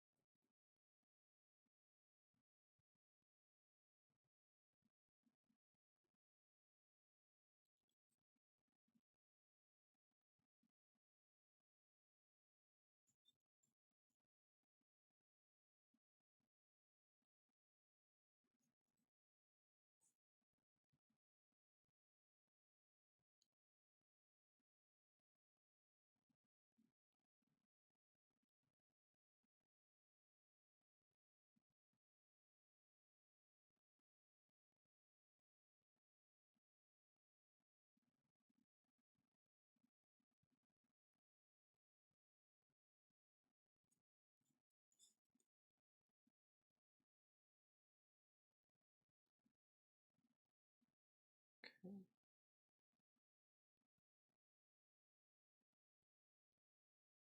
There we go.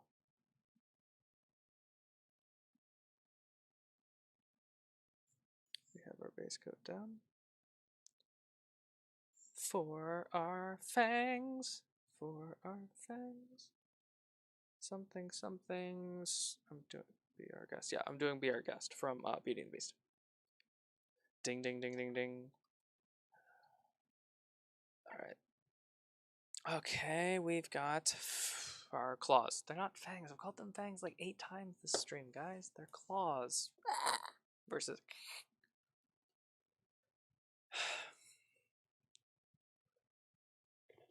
Oh, good. Well, at least the cat's asleep on the bed. Or the basement day bed. We're getting there, almost done.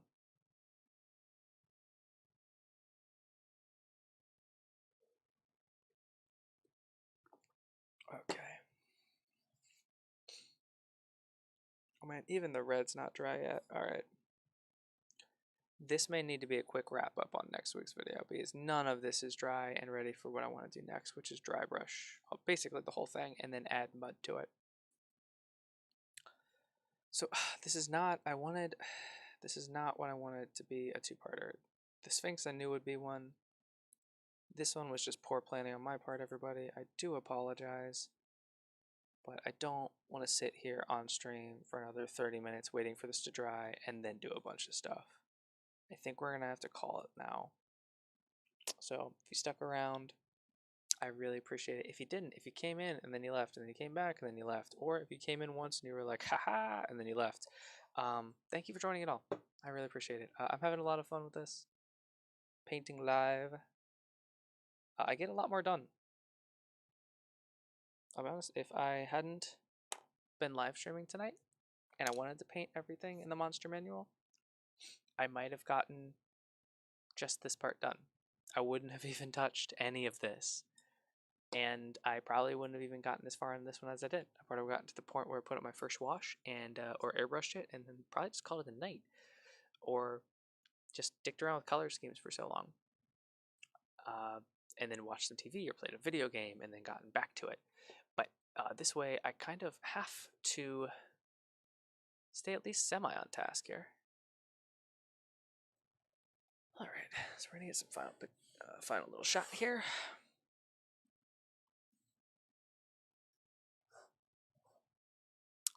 I think with my fancy new camera thingy, we can get all the way down to here. And we just need a backdrop of some kind, and we are going to use W3RKV Midwestern America. Okay, Lazy Monster Manual.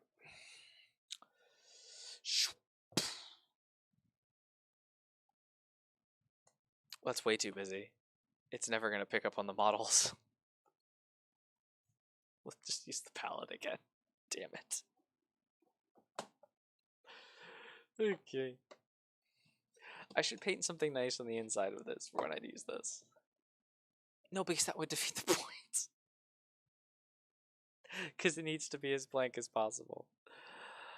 Look, I'm here, and I understand the things that are happening to me. So this is where we look right now. Here's one guy. A little bit close. There he is. I'm going to get you. Look out. Oh wait, that would be so much better with the full screen.